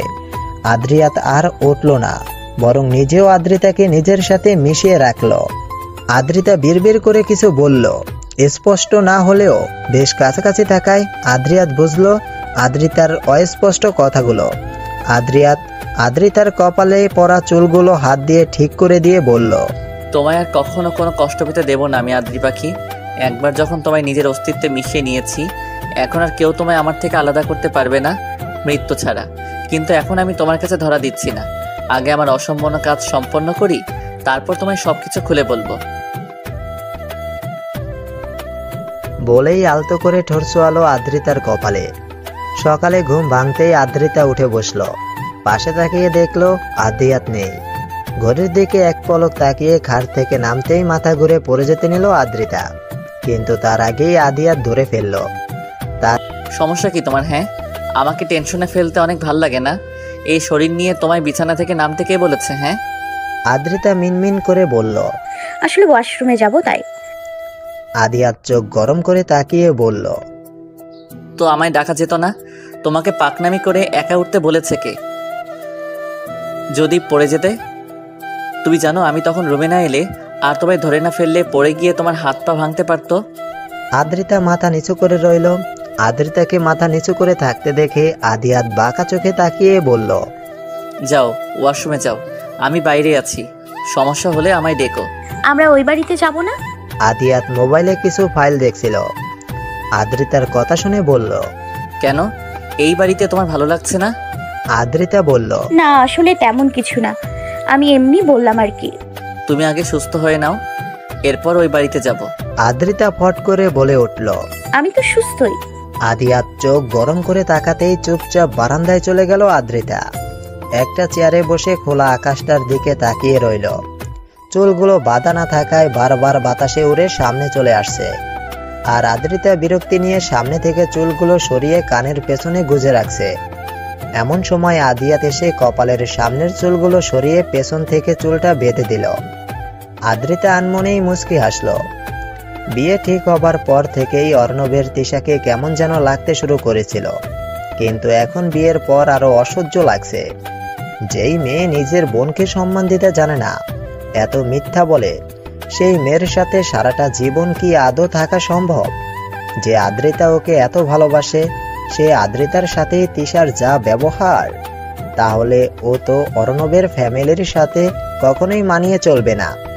একটুকু অর্ণবের ভালোই বোঝা হয়ে গেছে। এসব ভাবনা চিন্তার মাঝেই পেছন থেকে তিশা অর্ণবকে জড়িয়ে ধরে আহ্লাদি কণ্ঠে বলে উঠল, বেবি, আমার না কিছু কেনাকাটা আছে, আমার একটু শপিং এ যেতে হবে। অর্ণব স্বাভাবিকভাবে উত্তর দিল, তো যাও। অমনি তিশা অর্ণবকে ছেড়ে সোজা হয়ে দাঁড়িয়ে বলল, শপিং করব কি দিয়ে? টাকা দাও। অর্ণব কিছু না বলে নিজের ক্রেডিট কার্ড দিয়ে গেল। আর তিশা ওর আর কোনো দিকে খেয়াল নেই, নাচতে নাচতে বেরিয়ে গেল।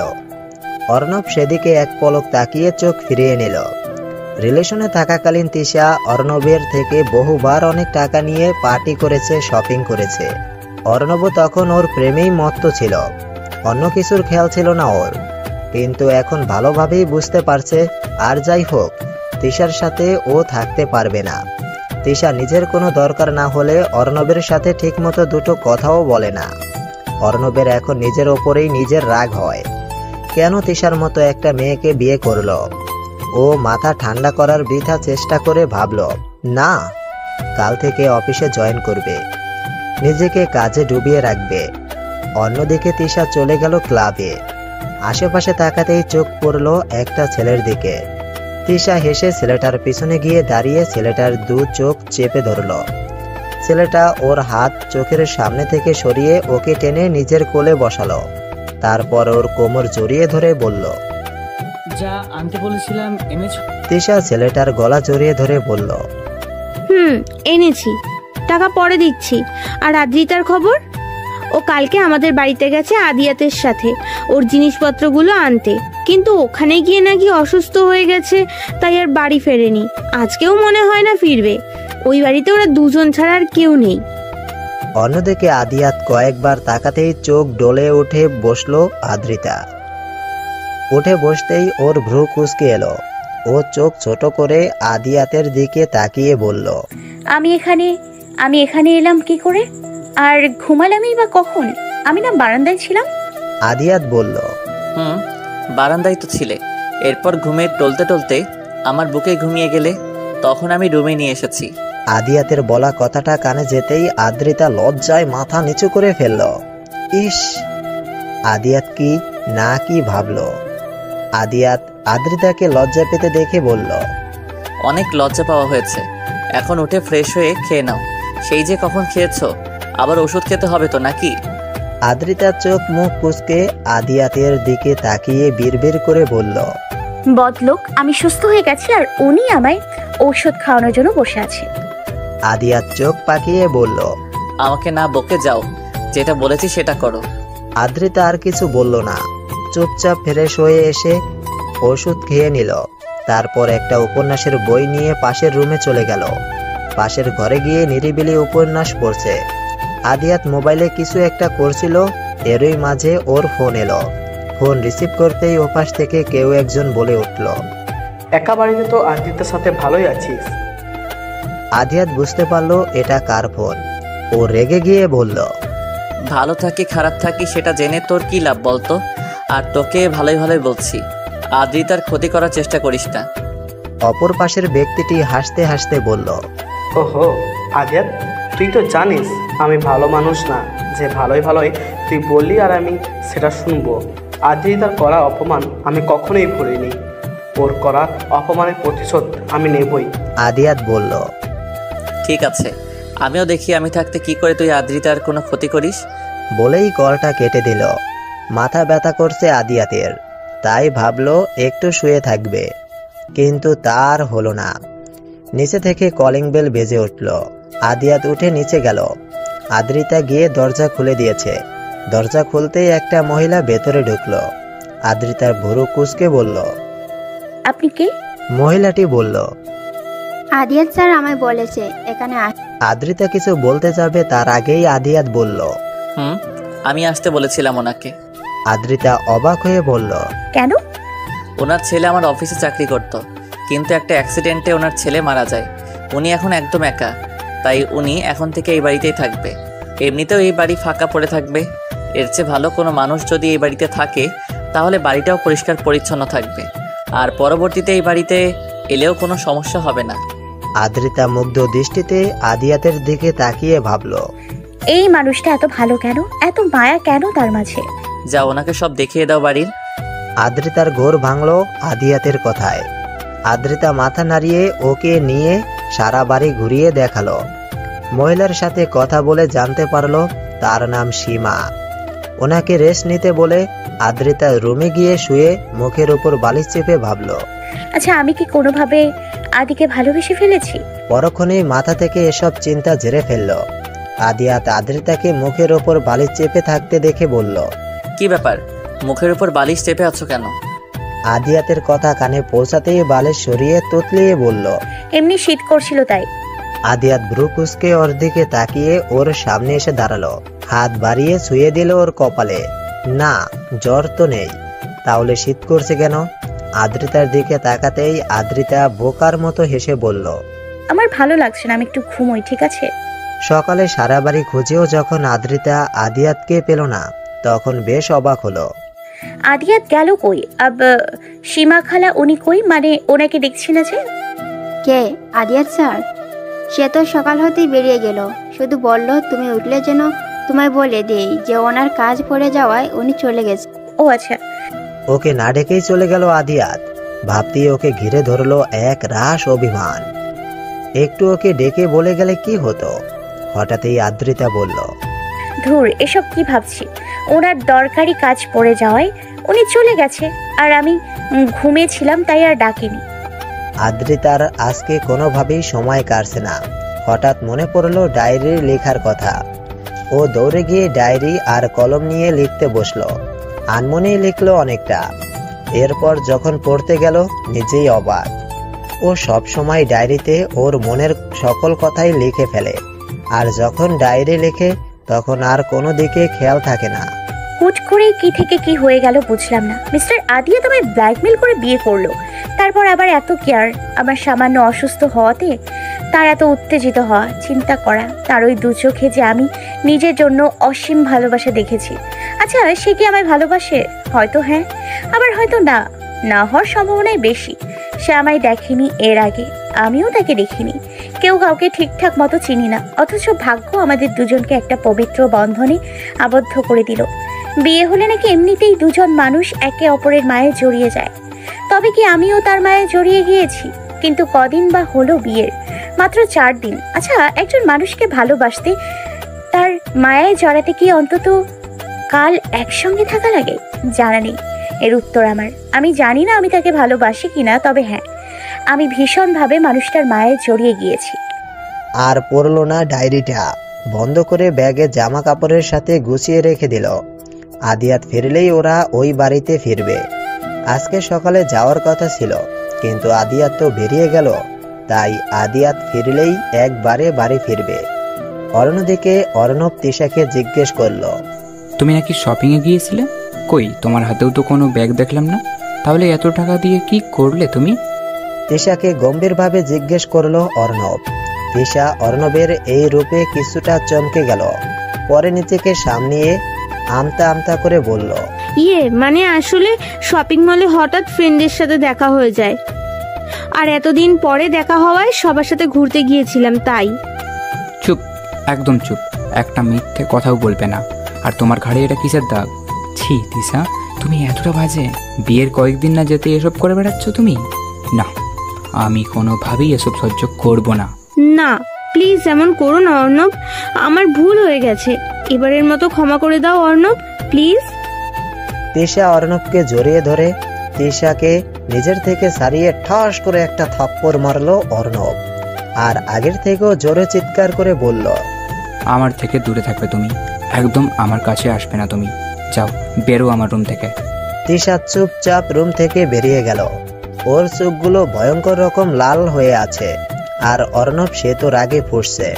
এখন আর তিশার উপর রাগ লাগছে না, বরং নিজের উপরেই রাগ লাগছে। কেন তিশার ভালো মন্দ দিক বিচার না করেই ওকে বিয়ে করলো? সন্ধ্যা 7টা। আদিয়াত বাড়িতে এসেই আদ্রিতাকে রেডি হতে বলল। আদ্রিতাও রেডি হয়ে নিল। তারপর সীমা খালার সাথে দুজন একটু কথা বলে বেরিয়ে গেল ওই বাড়ির উদ্দেশ্যে। আমাকে আর আমার মাকে অপমান করে বাড়ি থেকে বের করে দিয়েছিলে না? সেই অপমানের জবাব তো আমি দেবই। ভেবেছিলাম তো তিশার বিয়ে হয়ে গেলে যখন তুই একা থাকবি তখন জবাবটা দিয়ে দিব। কিন্তু ওই আদিয়াত আগে থেকেই তোর বিপদের কথা বুঝে তোকে বিয়ে করে ফেলেছে। তবে যাই হোক না কেন, আমায় করা অপমানের জবাব আমি। আদিয়াত যদি বাধা হয়ে দাঁড়ায় তাহলে ওকেই পথ থেকে সরিয়ে ফেলবো। আদ্রিতার ছবির দিকে তাকিয়ে দাঁতে দাঁত চেপে কথাগুলো বলল একটি ছেলে। বাড়িতে পৌঁছাতেই মিসেস তৌসি আদ্রিতার কাছে এগিয়ে বলল, কি ব্যাপার আদ্রতা, নিজের বাড়িতে গিয়ে অসুস্থ হয়ে থেকে এলে দুদিন? আচ্ছা, সত্যি কি অসুস্থ ছিলে? আদ্রিতা কিছু বলার আগেই পাশ থেকে আদ্রিয়াত বিরক্তি নিয়ে বলে উঠল, আমরা দুজনই এখন খুব ক্লান্ত, তাই তুমি ওর সাথে পরে কথা বলো মা। আদ্রিতা, রুমে এসো। বলেই আদ্রিতার হাত ধরে ওকে নিজের রুমে নিয়ে চলে গেল আদ্রিয়াত। আর মিসেস তৌসি এতে বেশি অপমানিত বোধ করলেন। ঠিক সেই মুহূর্তেই তিশা এসে হাজির হলো মিসেস তৌসির পাশে। এসেই মিসেস তৌসিকে উদ্দেশ্য করে বলল, ইস, অর্ণবের কাছে কত শুনেছি আদিয়াত ভাইয়ার কথা, সে নাকি আপনাকে কত ভালোবাসতো। কই এখন তো দেখছি ওই আদ্রিতাকে নিয়ে কিছু বললে সে যেন সেটা মানতেই পারছে না। এইভাবে আপনার সামনে দিয়ে আদ্রিতার হাত ধরে টেনে না নিলেও পারতো মা।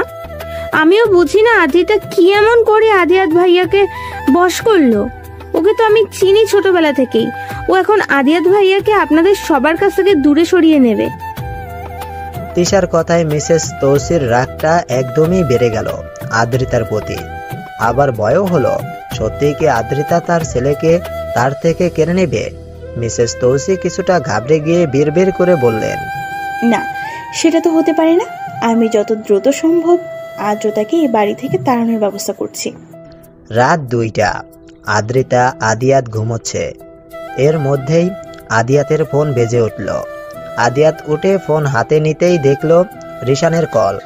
রিশান হচ্ছে আদিয়াতের বেস্ট ফ্রেন্ড। আদিয়াত ফোন হাতেই ছাদে চলে গেল। ছাদে গিয়ে কল ব্যাক করলো। সঙ্গে সঙ্গে রিশান রিসিভও করে ফেলল। কি রে, কিছু হয়েছে? এত রাতে কল করলি? দোস্ত, ওরা সবাই কিন্তু আদ্রিতার ক্ষতি করার চেষ্টা। ওরা মানে কারা? একজনই তো। একজন না, 4 জন। এর মধ্যে তোর মাও আছে। মানে এসব কি বলছিস? হ্যাঁ, এটাই সত্যি। আমি খোঁজ নিয়ে জানতে পেরেছি। আর তুই তো জানিসই, তোর বাড়ির একজন সার্ভেন্ট সব খবর দেয় আমাদের। তুই তো অনেকদিন ধরে গোডাউনে আসিস না, তাই অনেক কিছুই জানিস না। আর বাকি যারা ওর ক্ষতি করার চেষ্টা করেছে তাদের নাম আমি ফোনে বলতে পারবো না। আচ্ছা, আমি কালকে আসবো। ঠিক আছে, যা ঘুমো তাহলে। বলেই কলটা কাটলো আদিয়াত। আর অবাক হয়ে ভাবলো, মা এত ভালো অভিনয় কি করে করতে পারে? মা এমন হলোই বা কবে থেকে? মা কারো ক্ষতি করার চেষ্টা করছে? তাও আবার যার ক্ষতি করার চেষ্টা করছে সে মায়ের ছেলেরই বউ। না, আমি থাকতে আদ্রিতার কোনো ক্ষতি আমি কাউকে করতে দিব না। যে ওর কোনো ক্ষতি করতে আসবে, প্রয়োজনে তাকে আমি ওই তোহার মতো অবস্থা করব। এই মুহূর্তে আদিয়াতের হিংস্র রূপটা প্রকাশ পাচ্ছে, কিন্তু কেউ এই রূপটা দেখছে না। আদিয়াত নিজের এই রূপটা সবার থেকে আড়ালে রাখতে ভালোবাসে। আদিয়াতের এই রূপ সম্পর্কে শুধুমাত্র রিশানই জানে। তোয়াকে সেটা পরে বলবো। সকাল হতেই আদিয়াত অফিসে চলে গেছে। আদ্রিতার বাড়িতে একা একা ভালো লাগছে না। এত বড় বাড়ি, অথচ কোথাও যেন একটু মানসিক শান্তি খুঁজে পাচ্ছে না। রান্নাটা করলেও সময় কাটত, কিন্তু আদিয়াতের নিষেধ আছে ও যেন রান্নাঘরে না যায়। এই বাড়ির মানুষ বলতে আদিয়াত, অর্ণব দুজনেই অফিসে। আদিত্য আহমেদ আর মিসেস তৌসি দুজনেই নিজেদের রুমে। তিশা নিজের মোবাইল নিয়ে ব্যস্ত, সেই জন্য আজ আদ্রিতা একদম একা। হঠাৎই তিশা আদ্রিতার রুমে এলো। আদ্রিতা বেশ অবাক হয়ে জিজ্ঞেস করলো, তুই এই রুমে? তিশা বিরক্তি নিয়ে বলল, এটা তোর রুম না, ওকে? আদিয়াত ভাইয়ার রুম। আর তার রুমে আমি আমার ইচ্ছা মতো আসবো, তোর কি তাতে? আদ্রিতা কিছু বলল না। আর এবার তিশা নিজেই খাটে এসে বসে আদ্রিতাকে বলল, শোন, তোর সাথে একটা কথা ছিল। আদ্রিতা আস্তে করে বলল, বল, কি বলবি? তিশা এবার আদ্রিতার একটু সামনে গিয়ে ওর হাত ধরে বলল, আগে বল, কথাটা রাখবি? আদ্রিতা বলল, আগে শুনি, রাখার মতো হলে অবশ্যই রাখবো। আমার কিছু টাকা লাগবে, তুই আমায় আদিয়াত ভাইয়ার থেকে নিয়ে কিছু টাকা দে। আদ্রিতা আমতা আমতা করে বলল, তুই অর্ণবের কাছে চেয়ে নে, আমি ওনাকে কি করে বলবো? তিশা হালকা রেগে গিয়ে বলল, কি করে বলবি মানে? তুই বলবি তোর টাকা লাগবে, আমার টাকা চাই মানে চাই, আর কোনো কথা শুনতে চাই না। কালকের মধ্যে আমায় 50,000 টাকা দিবি। কোথা থেকে দিবি সেটা আমি জানি না, কালকে যেন আমি টাকাটা পাই, না হলে কি করব আমি নিজেও জানি না। 50,000 টাকার কথা শুনে আদ্রিতা চমকে গিয়ে বলল, মানে এত টাকা দিয়ে তুই কি করবি? আর এত টাকার কথা আমি ওনাকে বলবো কি করে? উনি যদি জিজ্ঞেস করে তখন কি বলবো আমি? তিশা ঝটপট বলে ফেলল, তুই বলবি তোর শপিং করা লাগবে, বা অন্য কোনো একটা বাহানা দিয়ে দিবি। আদিয়াত ভাইয়ার প্রচুর টাকা আছে, তাই এই কয়েকটা টাকা চাইলে তোকে কিছুই বলবে না। আর হ্যাঁ, আমার কথা বলবি না আবার। বলেই রুম থেকে বেরিয়ে গেল। আর আদ্রিতা বসে রইল চুপচাপ। ও জানে তিশা বরাবরই প্রচুর জেদি। যেটা ও একবার চাইবে সেটা ও না পেলেও জোর করে আদায় করে নেবে। হুট করে ওর মাথায় এলো তিশা এত টাকা দিয়ে কি করবে। ওর তো এত টাকা লাগার মতো কোনো কারণই নেই। আর অর্ণবের কাছে চাইতেই বা সমস্যা কোথায়? কিন্তু আপাতত ওসব ভাবনা মাথা থেকে ঝেড়ে ফেলে ভাবতে লাগলো, আদিয়াতের কাছে এতগুলো টাকা কি করে চাইবে। এখনো দুইজনের মধ্যে এমন কোনো সম্পর্কের সৃষ্টি হয়নি যে ও নির্দ্বিধায় এতগুলো টাকা আদিয়াতের কাছে চাইতে পারবে। ও জানে আদিয়াতের কাছে নিজের জন্য টাকা চাইলে সেটা আদিয়াত দিয়ে দিবে। কিন্তু বিশেষ কোনো কারণ না দেখিয়ে টাকা চাইলে তো আদিয়া তো সন্দেহ করবে। রাগে দুঃখে কান্না পেয়ে গেল আদ্রিতার। অন্যদিকে মিসেস তৌসি একটা রেস্টুরেন্টে ঢুকতেই দেখলো একজন মহিলা বসে আছে। মিসেস তৌসি ওনার পাশে গিয়ে বসলো। তো বলুন, হঠাৎ আমায় কি দরকার? হুট করে এই রেস্টুরেন্টে ডাকলেন যে? দরকারই তো ডেকেছি। ওই আদ্রতা নামক মেয়েটাকে আমি সহ্য করতে পারছি না। যেভাবে হোক এমন কিছু করতে হবে যেন আদিয়াত নিজে ওই মেয়েটাকে ভুলে ওকে ঘাট ধাক্কা দিয়ে বাড়ি থেকে বের করে দেয়। ও তাহলে এই ব্যাপার। আচ্ছা বেশ, শুনুন। অপর পাশের ব্যক্তির কথা শুনে মিসেস তৌসির মুখে ফুটে উঠল এক ভয়ঙ্কর হাসি। আদিয়াত রিশানের সাথে এসেছে ওদের গোডাউনে। চেয়ার টেনে বসে আদিয়াত রিশানকে বলল, বল এবার কি অবস্থা, আর কারাই বা আদ্রির ক্ষতি করার চেষ্টা করছে? তোর মা, তিশা, মিসেস ত্রিনা আর আদিয়াত বাকি তিনজনের নাম শুনে তেমন অবাক না হলেও তিশার নামটা শুনে অবাক না হয়ে পারল না। আদিয়াত তিশাকে বরাবরই বেশ ভালোবাসে, আর তিশা আদ্রিতাকে সহ্য করতে না পারুক তাই বলে ক্ষতি করার চেষ্টা করবে? আদিয়াতের চোখ লাল হয়ে গেল রাগে। আদিয়াত আপাতত রাগটাকে এক সাইডে ফেলে রিশানের সাথে আরো কিছুক্ষণ কথা বলে বেরিয়ে গেল। আদিয়াত এসেছে অনেকক্ষণ, কিন্তু আদ্রিতার দেখা নেই। আদিয়াত রুমের মধ্যে বিরক্তি হয়ে বসে আছে। আদ্রিতার উপর বেশ রাগ হচ্ছে। মেয়েটা কি জানে না আদিয়াত বাড়িতে এসেছে? তবে রুমে আসছে না কেন? এর মধ্যেই আদ্রিতার রুমে এলো। আদিয়াত শান্ত দৃষ্টিতে তাকালো আদ্রিতার মুখের দিকে। মেয়েটাকে দেখে মনে হচ্ছে কোনো কিছু নিয়ে বেশ অস্বস্তিতে আছে, কিন্তু কি নিয়ে? ভুরু কুঁচকালো আদিয়াত, কিন্তু কিছু বলল না। আদিয়াতকে চুপ থাকতে দেখে আদ্রিতা বলল, আপনি খাবেন না? নিচে আপনাকে খেতে ডাকছে। আদিয়াত এবারও কিছু বলল না। আলমারি থেকে টি শার্ট আর ট্রাউজার নিয়ে ফ্রেশ হতে চলে গেল। খেয়ে অর্ণবের সাথে কিছুক্ষণ কথা বলে নিজের রুমে এসে দরজা বন্ধ করে দিল আদিয়াত। দেখলো আদ্রিতা বারান্দায় দাঁড়িয়ে আছে। আদিয়াত ট্রাউজারের পকেটে দু হাত গুজে আদ্রিতার পাশে গিয়ে দাঁড়িয়ে শান্ত কণ্ঠে বলল, তোমার কি হয়েছে আদ্রিতা? আদ্রিতা থতমত খেয়ে বলল, আমার কি হবে? কিছু যদি না হয় তবে এত অস্থির দেখাচ্ছে কেন তোমায়? মানে এমনি। তোমার কিছু বলার থাকলে বা কোনো সমস্যা থাকলে তুমি নির্দ্বিধায় আমায় বলতে পারো। আমার কিছু টাকা লাগবে। আদিয়াত বেশ অবাক হলো, তবুও সেটাকে বেশি গুরুত্ব না দিয়ে শান্ত কণ্ঠে জিজ্ঞেস করলো, কত টাকা লাগবে? আদ্রিতা কাপা গলায় জবাব দিল, 50,000। আদিয়াতের কপালে ভাঁজ পড়লো, কারণ আদ্রিতা কখনোই নিজের জন্য এত টাকা খরচ করার মেয়ে নয়। তবে এত টাকা দিয়ে কি করবে? আদিয়াত ব্রুকুসকে বলল, টাকা দিয়ে কি করবে? আদ্রিতা মাথা নিচু করেই তিশার শিখিয়ে দেওয়া কথাই বলল, আমার শপিং করা লাগবে। এবার আদ্রিয়াত পুরোপুরি শিওর হয়ে গেল আদ্রিতা মিথ্যে বলছে, কারণ শপিং করার জন্য আদিয়াতের কাছে টাকা চাওয়ার মতো মেয়ে ও নয়। আদিয়াস বেশ শান্ত কণ্ঠেই বলল, যেটা পারো না সেটা করতে যাও কেন আদ্রি পাখি? আদ্রিতা অবাক হয়ে আদিয়াতের দিকে তাকাতেই আদিয়াত বলল, গুছিয়ে যখন মিথ্যে বলতে পারো না তবে বলতে যাও কেন? এবার সত্যি করে বলো, টাকা দিয়ে কি করবে? নাকি কেউ তোমার কাছে টাকা চেয়েছে? আদ্রিতা এবার পুরোপুরি চমকে গিয়ে আদিয়াতের দিকে তাকালো। আদিয়াতের যা বোঝার বোঝা হয়ে গেছে। আদিয়াত এবার তাচ্ছিল্যের হাসি দিয়ে বলল, তোমার বোন তোমার কাছে টাকা চেয়েছে? আদ্রিতা মাথা নিচু করে ফেলল। আদিয়াত আদ্রিতাকে বলল, তুমি যদি তোমার জন্য টাকা চাইতে তবে 50,000 কেন, এর বেশি টাকাও আমি তোমাকে দিয়ে দিতাম, কিন্তু এই মেয়ের জন্য একটা টাকাও আমি দিতে পারবো না। হ্যাঁ, এতটা বোকামি করো না আদ্রি পাখি। তিশা তোমার ভালো চায় না। আর তোমার একবারও মনে হয়নি যে তিশা এত টাকা দিয়ে কি করবে? কালকেও তিশা অর্ণবের ক্রেডিট কার্ড থেকে 2 লাখ টাকা খরচ করেছে। কি করেছে সেটা কিন্তু কেউ জানে না। তাই তিশাকে এখন টাকা দেওয়াটা কিন্তু কারোই উচিত নয়। হতেও পারে ও হয়তো খারাপ কোনো কাজের সাথে জড়িয়ে গেছে। আদ্রিতা শুধু নিচের দিকে তাকিয়ে মিনমিন করে বলল, ও টাকা চাইলে আমি কি বলবো? আদিয়াত বলল, তুমি বলে দিও তোমার স্বামীর অনেক টাকা থাকলেও সে তুমি ব্যতীত অন্য কোনো মেয়েকে দিয়ে টাকা নষ্ট করতে পারবে না। বলেই বারান্দা থেকে চলে গেল।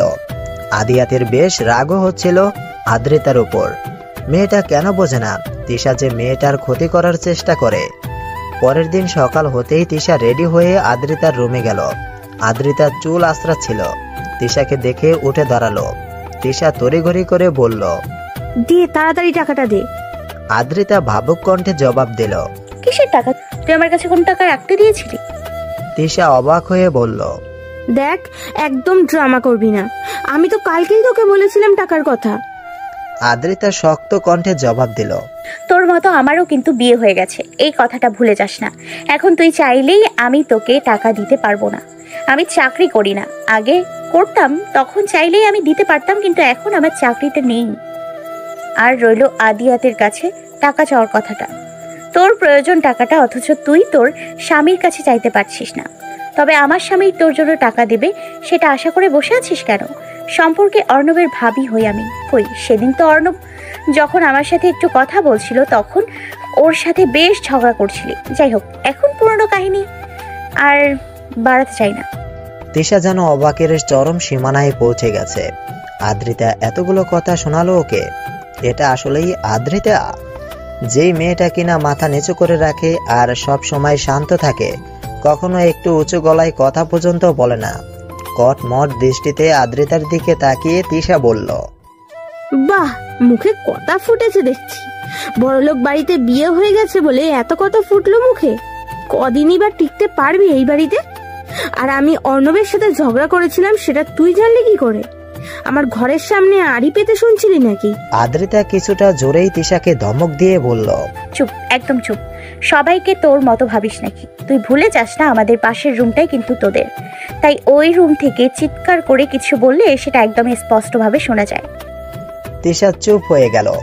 ব্যাগের মধ্যে ওর ফোন বাজছে, হয়তো কেউ একজন অপেক্ষা করছে ওই পাশ থেকে কখন তিশা টাকা নিয়ে তার কাছে যাবে।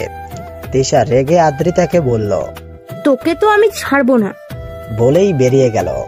আদ্রিতা হাসলো, এক তৃপ্তির হাসি।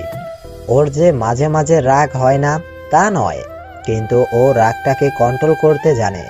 আর তিশা ছোট মানুষ, সেটা ভেবেই কখনো কিছু বলতো না, কিন্তু আজ আর পারল না। সব কিছুর একটা সীমা থাকে, তিশা হয়তো তার সীমা অতিক্রম করে ফেলেছে। আদ্রিতা ভাবল সেদিনের ঘটনা। অর্ণব আদ্রিতাকে দেখে বলছিল, ভাবি, ভাইকে দেখেছেন? না। ও, তাহলে মনে হয় ওই দিকে। আচ্ছা, আমি যাই তবে। ব্যাস, দূর থেকে এটা দেখছিল তিশা। কথাগুলো শোনেনি, কিন্তু হেসে কথা বলতে দেখেছে। তারপর সেদিন রাতে অর্ণবের সাথে প্রচুর ঝগড়া করেছিল। অর্ণব সেদিনের পর আদ্রিতাকে দেখলেও মাথা নিচু করে অন্যদিকে চলে যায়। হয়তো তিশার কথাই। আদ্রিতার মনটা আজ অনেক ভালো, কেন তা ও নিজেও জানে না। সকাল থেকেই মেজাজটা বেশ ফুরফুরে। ও আনমনেই চুলটা খোপা করে বারান্দায় গিয়ে দাঁড়ালো। আদিয়াতের বারান্দায় একটা গোলাপ গাছ আছে, সেখানে কয়েকটা লাল গোলাপ ফুটে আছে। আদ্রিতা একটা ফুল ছিঁড়তে গিয়েও ছিঁড়ল না। আদিয়াতের গাছ ওর অনুমতি ছাড়া ওর গাছের ফুল ছেঁড়াটা ঠিক হবে না।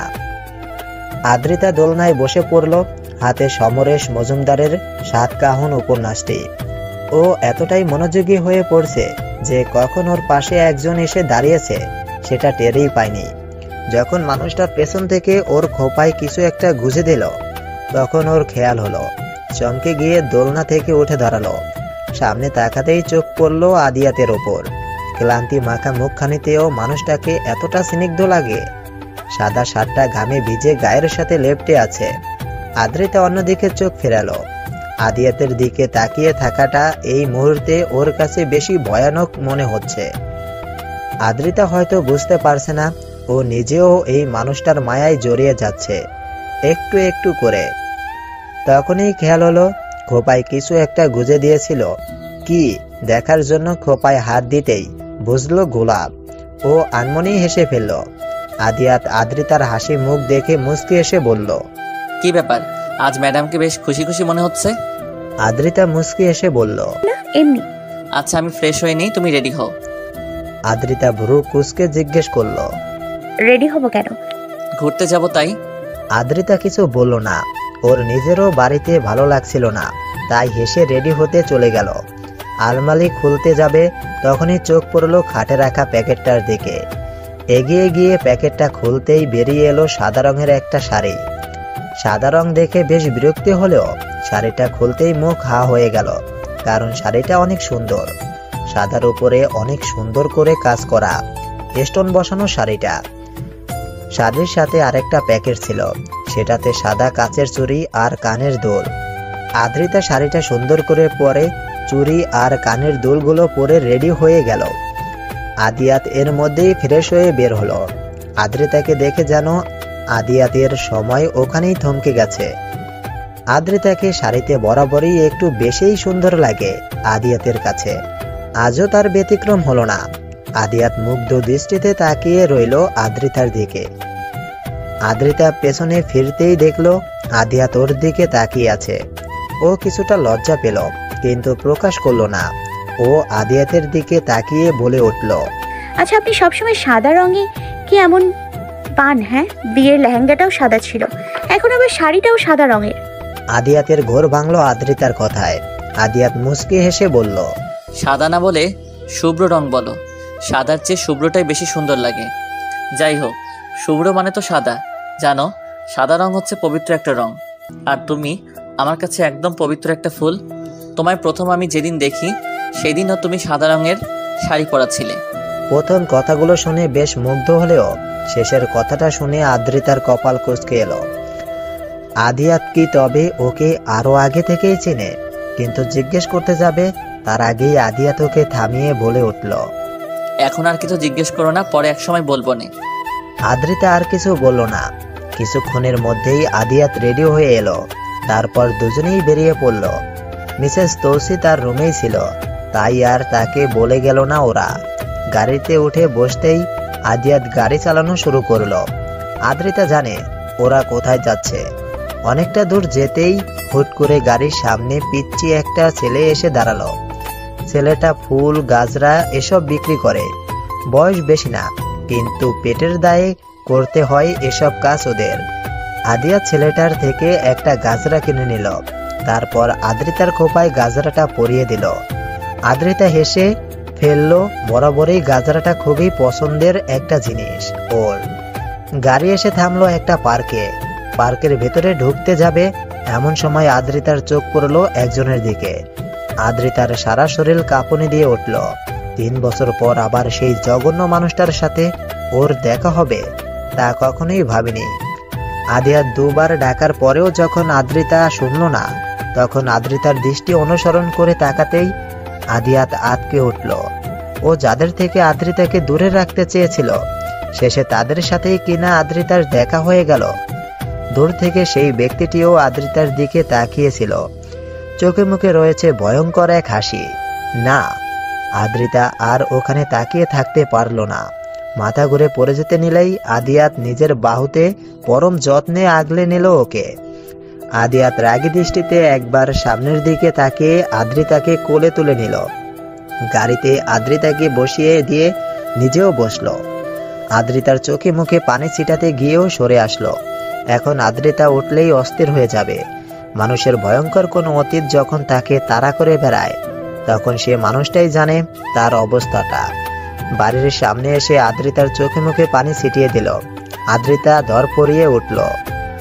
তারপর কিছুটা ভীতু দৃষ্টিতে আশেপাশে তাকালো। আদিয়াত ওকে অভয় দিয়ে বলল, শান্ত হও আদ্রি পাখি, এখানে কেউ নেই, ভয় পেও না তুমি, নামো গাড়ি থেকে। আদ্রিতা গাড়ি থেকে নেমে গেল। আদিয়াত গাড়ি পার্ক করে আদ্রিতাকে বলল, চলো বাড়িতে। আদ্রিতা বেশ দ্রুত হেঁটে বাড়িতে ঢুকলো। বাড়িতে ঢুকতেই মিসেস তৌসির মুখোমুখি হলো। মিসেস তৌসি শক্ত কণ্ঠে বলল, কোথায় গিয়েছিল তোমরা? আদ্রিতা চুপ করে রইল। ওর ভাল লাগছে না কোনো কথা বলতে এখন। আদিয়াত আদ্রিতার অবস্থা বুঝতে পেরে মাকে উদ্দেশ্য করে বলল, একটু বাইরে গিয়েছিলাম মা, আসলে এই বাড়িতে আসার পর আদ্রিতা তেমন একটা বের হয়নি, তাই ওকে একটু ঘুরিয়ে আনলাম। মিসেস তৌসি আদ্রিতার দিকে এক পলক তাকিয়ে বলল, আগে তো তুমি যখন যেখানে যেতে মাকে বলে যেতে, তবে এই কয়েকদিনে কি এমন হলো যে মাকে বলে যাওয়ার সময়টা অবধি পাচ্ছ না? সরি মা, তুমি রুমে ছিলে তাই আর বলে যাওয়া হয়নি। এখন আমরা দুজনে ক্লান্ত, পরে কথা বলি। মিসেস তৌসি কথা বাড়ালেন না, বললেন, বেশ, যাও তবে। আদ্রিতা রুমে এসে শাড়িটা পাল্টে একটা চুড়িদার পরল। হুট করেই আদ্রিতার মধ্যে বেশ অপরাধবোধ কাজ করছে। আদিয়াত ওকে নিয়ে একটু ঘুরতে চাইলো, আর আজকেই এরকম হতে হলো। আদিয়াত কি না কি ভাবলো। আচ্ছা, গাড়িতে যে আদিয়াত বলেছিল এখানে কেউ নেই, ভয় না পেতে, আদিয়াত কি তবে সব জানে? না, আদিয়াত কি করে জানবে? আচ্ছা, আদিয়াত কই? ভাবলো একবার গিয়ে দেখবে আদিয়াত কোথায়, কিন্তু মাথা ব্যথার জন্য আর গেল না, শুয়ে পড়ল। অন্যদিকে আদিয়াত ছাদে এসে রিশানকে কল করে বলল, দোস্ত, আজকে আদ্রিতাকে নিয়ে বাইরে গিয়েছিলাম একটু, কিন্তু ওইখানে হুট করে ওই ইফাজের সঙ্গে দেখা হয়ে গেল। আদ্রিতা ওকে দেখেছে। আমার মনে হয় ওই ইফাজের বাচ্চা আমাদের ফলো করছে। হায় রে, আচ্ছা দাঁড়া, দেখছি আমি। আদিয়াত ফোন কেটে আকাশের দিকে তাকিয়ে আছে। ইফাজ হচ্ছে মিসেস ত্রিনার ছেলে। হ্যাঁ, এই ইফাজই আদ্রিতার সাথে প্রচুর খারাপ আচরণ করেছে, ওকে বাজেভাবে ছোঁয়ার চেষ্টা করেছে। আদ্রিতার অসুস্থ থাকায় যখন নিজের ঘরে শুয়েছিল তখন ওকে অপবিত্র করার চেষ্টা করেছে, কিন্তু আদ্রিতা সেদিন আর সহ্য করতে পারেনি। তখন মিসেস ত্রিনার কাছে বলেছিল, তখন তিনি বলেছিলেন তার ছেলে এরকম না, আদ্রিতা নাকি তার ছেলেকে ফাঁসানোর চেষ্টা করছে, আরো কত কি। সেদিন আদ্রিতা তাদের মা ছেলেকে অনেক কিছু বলেছে, শেষে পুলিশ ডাকার ভয় দেখিয়ে বাড়ি থেকে বার করে দিয়েছিল।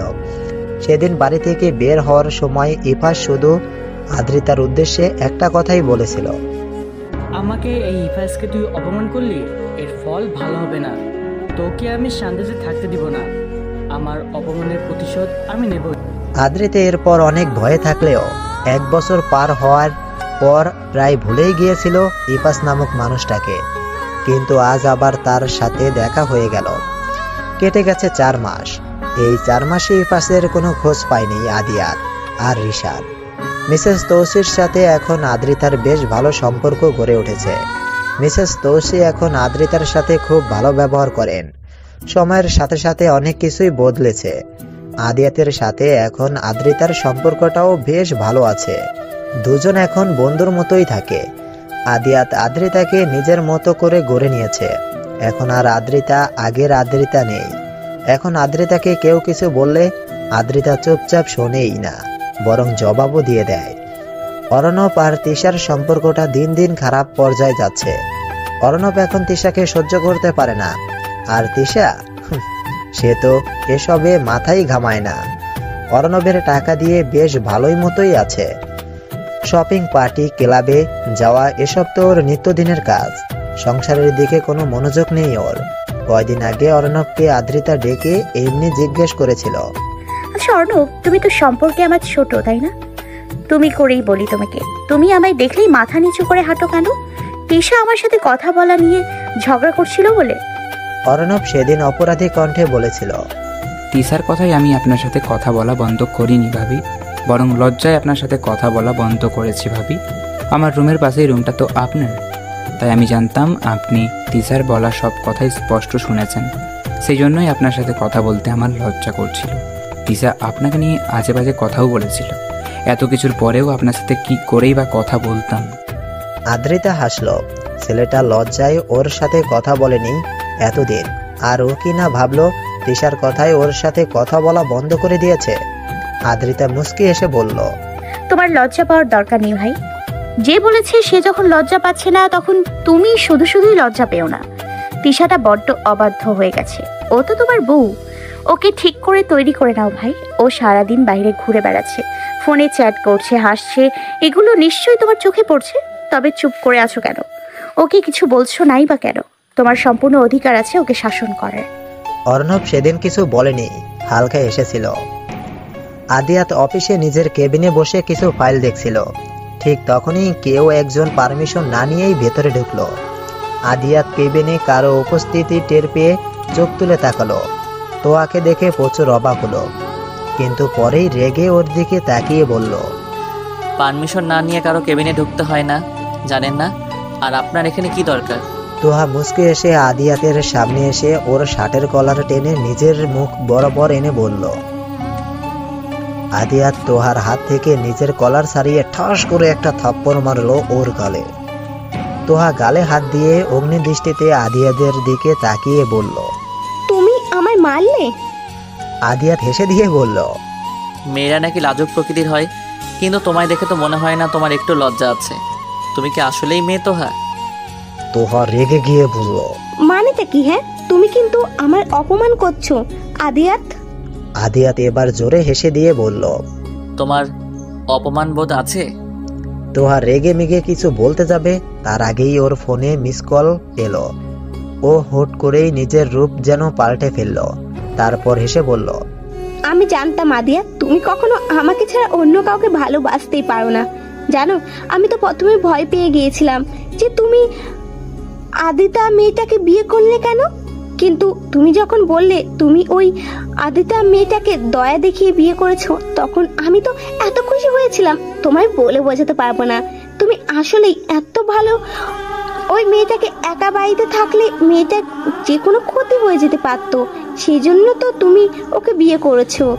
যাই হোক, এখন ওকে ডিভোর্স দিয়ে দাও আর তারপর চলো আমরা বিয়ে করে ফেলি। ওই মেয়েটাকে না হয় তোমার বাড়িতে রেখে দিয়ে সার্ভেন্ট হিসাবে। ওই মেয়ের কোনো যোগ্যতা আছে তোমার বউ হওয়ার? তোহার কথায় আদিয়াত অবাক হয়ে তাকিয়ে রইল। তোহা কি বলল এগুলো কিছুই বুঝলো না। আদিয়াত তোহার দিকে অবাক দৃষ্টিতে তাকিয়ে বলল, মাথা খারাপ হয়ে গেছে তোমার? কি বলছো এসব উল্টাপাল্টা? তোহা হেসে বলল, আমার মাথা খারাপ হয়নি, তবে এমন কিছু হতে চলেছে যার জন্য তোমার মাথা খারাপ হয়ে যাবে। বলেই বেরিয়ে গেল। আদিয়াত ধপ করে চেয়ারে বসে পড়ল। এই ঝামেলা ওর আর ভালো লাগছে না। বাড়িতে চলে গেল আদিয়াত। বাড়িতে যেতেই দেখলো আদ্রিতা মিসেস তৌসিকে সাহায্য করছে রান্নাঘরের কাজে। আদিয়াত ক্লান্ত দৃষ্টিতে একবার সেদিকে তাকিয়ে রুমে চলে গেল। আদিয়াত আসার ঘন্টাখানিক পরে আদ্রিতা রুমে গেল, কিন্তু আদিয়াতের দিকে ফিরেও তাকালো না। নিজের ফোনের কাছে গিয়ে ফোনটা হাতে নিয়ে বারান্দায় গেল। এই ফোনটা আদিয়াত ওকে কিছুদিন আগে কিনে দিয়েছিল। আদিয়াত আদ্রিতার আচরণে বেশ অবাক হলো। আদ্রিতার আবার কি হলো যে আদিয়াতকে দেখেও না দেখার ভান করে চলে গেল? আদিয়াত বারান্দার দিকে যেতে গিয়েও থেমে গেল। দরকার কি ওকে বিরক্ত করার? ওর সময় হলে তো আসবেই আদিয়াতের কাছে। নিজের অজান্তেই আদিয়াতের মনে কিছুটা অভিমানের জন্ম হলো। ঈশা অনেকক্ষণ ধরে ইফাজের জন্য অপেক্ষা করছে, কিন্তু অনেক সময় পার হয়ে যাওয়ার পরেও ইফাজ আসছে না। ঈশা অনেকটা বিরক্ত হলো। তারপর ইফাজকে কল করলো। দুবার রিং বাজতেই ইফাজ কলটা রিসিভ করলো। কি হয়েছে তিশা? মানেটা কি ইফাজ? আজকে আমার সাথে তোমার মিট করার ছিল, তুমি সেটা ভুলে গেলে? কিছুক্ষণ চুপ থেকে ইফাজ বলল, তিশা আসলে আমার কিছু কাজ পড়ে গিয়েছে হঠাৎ করে, তাই আজকে আসতে পারবো না। প্লিজ তুমি রাগ করো না, আমি কথা দিচ্ছি কালকেই আমি তোমার সাথে মিট করব। তিশা কিছুটা শক্ত কণ্ঠে বলল, ইফাজ তুমি কোনোভাবে আমায় ঠকাচ্ছ না তো? আমি দেখা করতে বললেই তোমার জরুরি কাজ পড়ে যায়, আরও নানা অজুহাত দিয়ে দাও, কিন্তু কেন? কই আগে তো এমন করতে না? ইফাজ এবার রেগে গিয়ে ধমকে বলল, বলেছি তো কালকে দেখা করব, এখন ন্যাকামি না করে ফোনটা রাখো তো। বলেই নিচের কল কেটে দিল। তিশা বসে রইল আরও বেশ কিছুক্ষণ। ইফাজ সম্পর্কে ওর খালাতো ভাই হলেও তিশা ইফাজকে ভাইয়ের চোখে দেখেনি কখনো, বরং পছন্দ করত।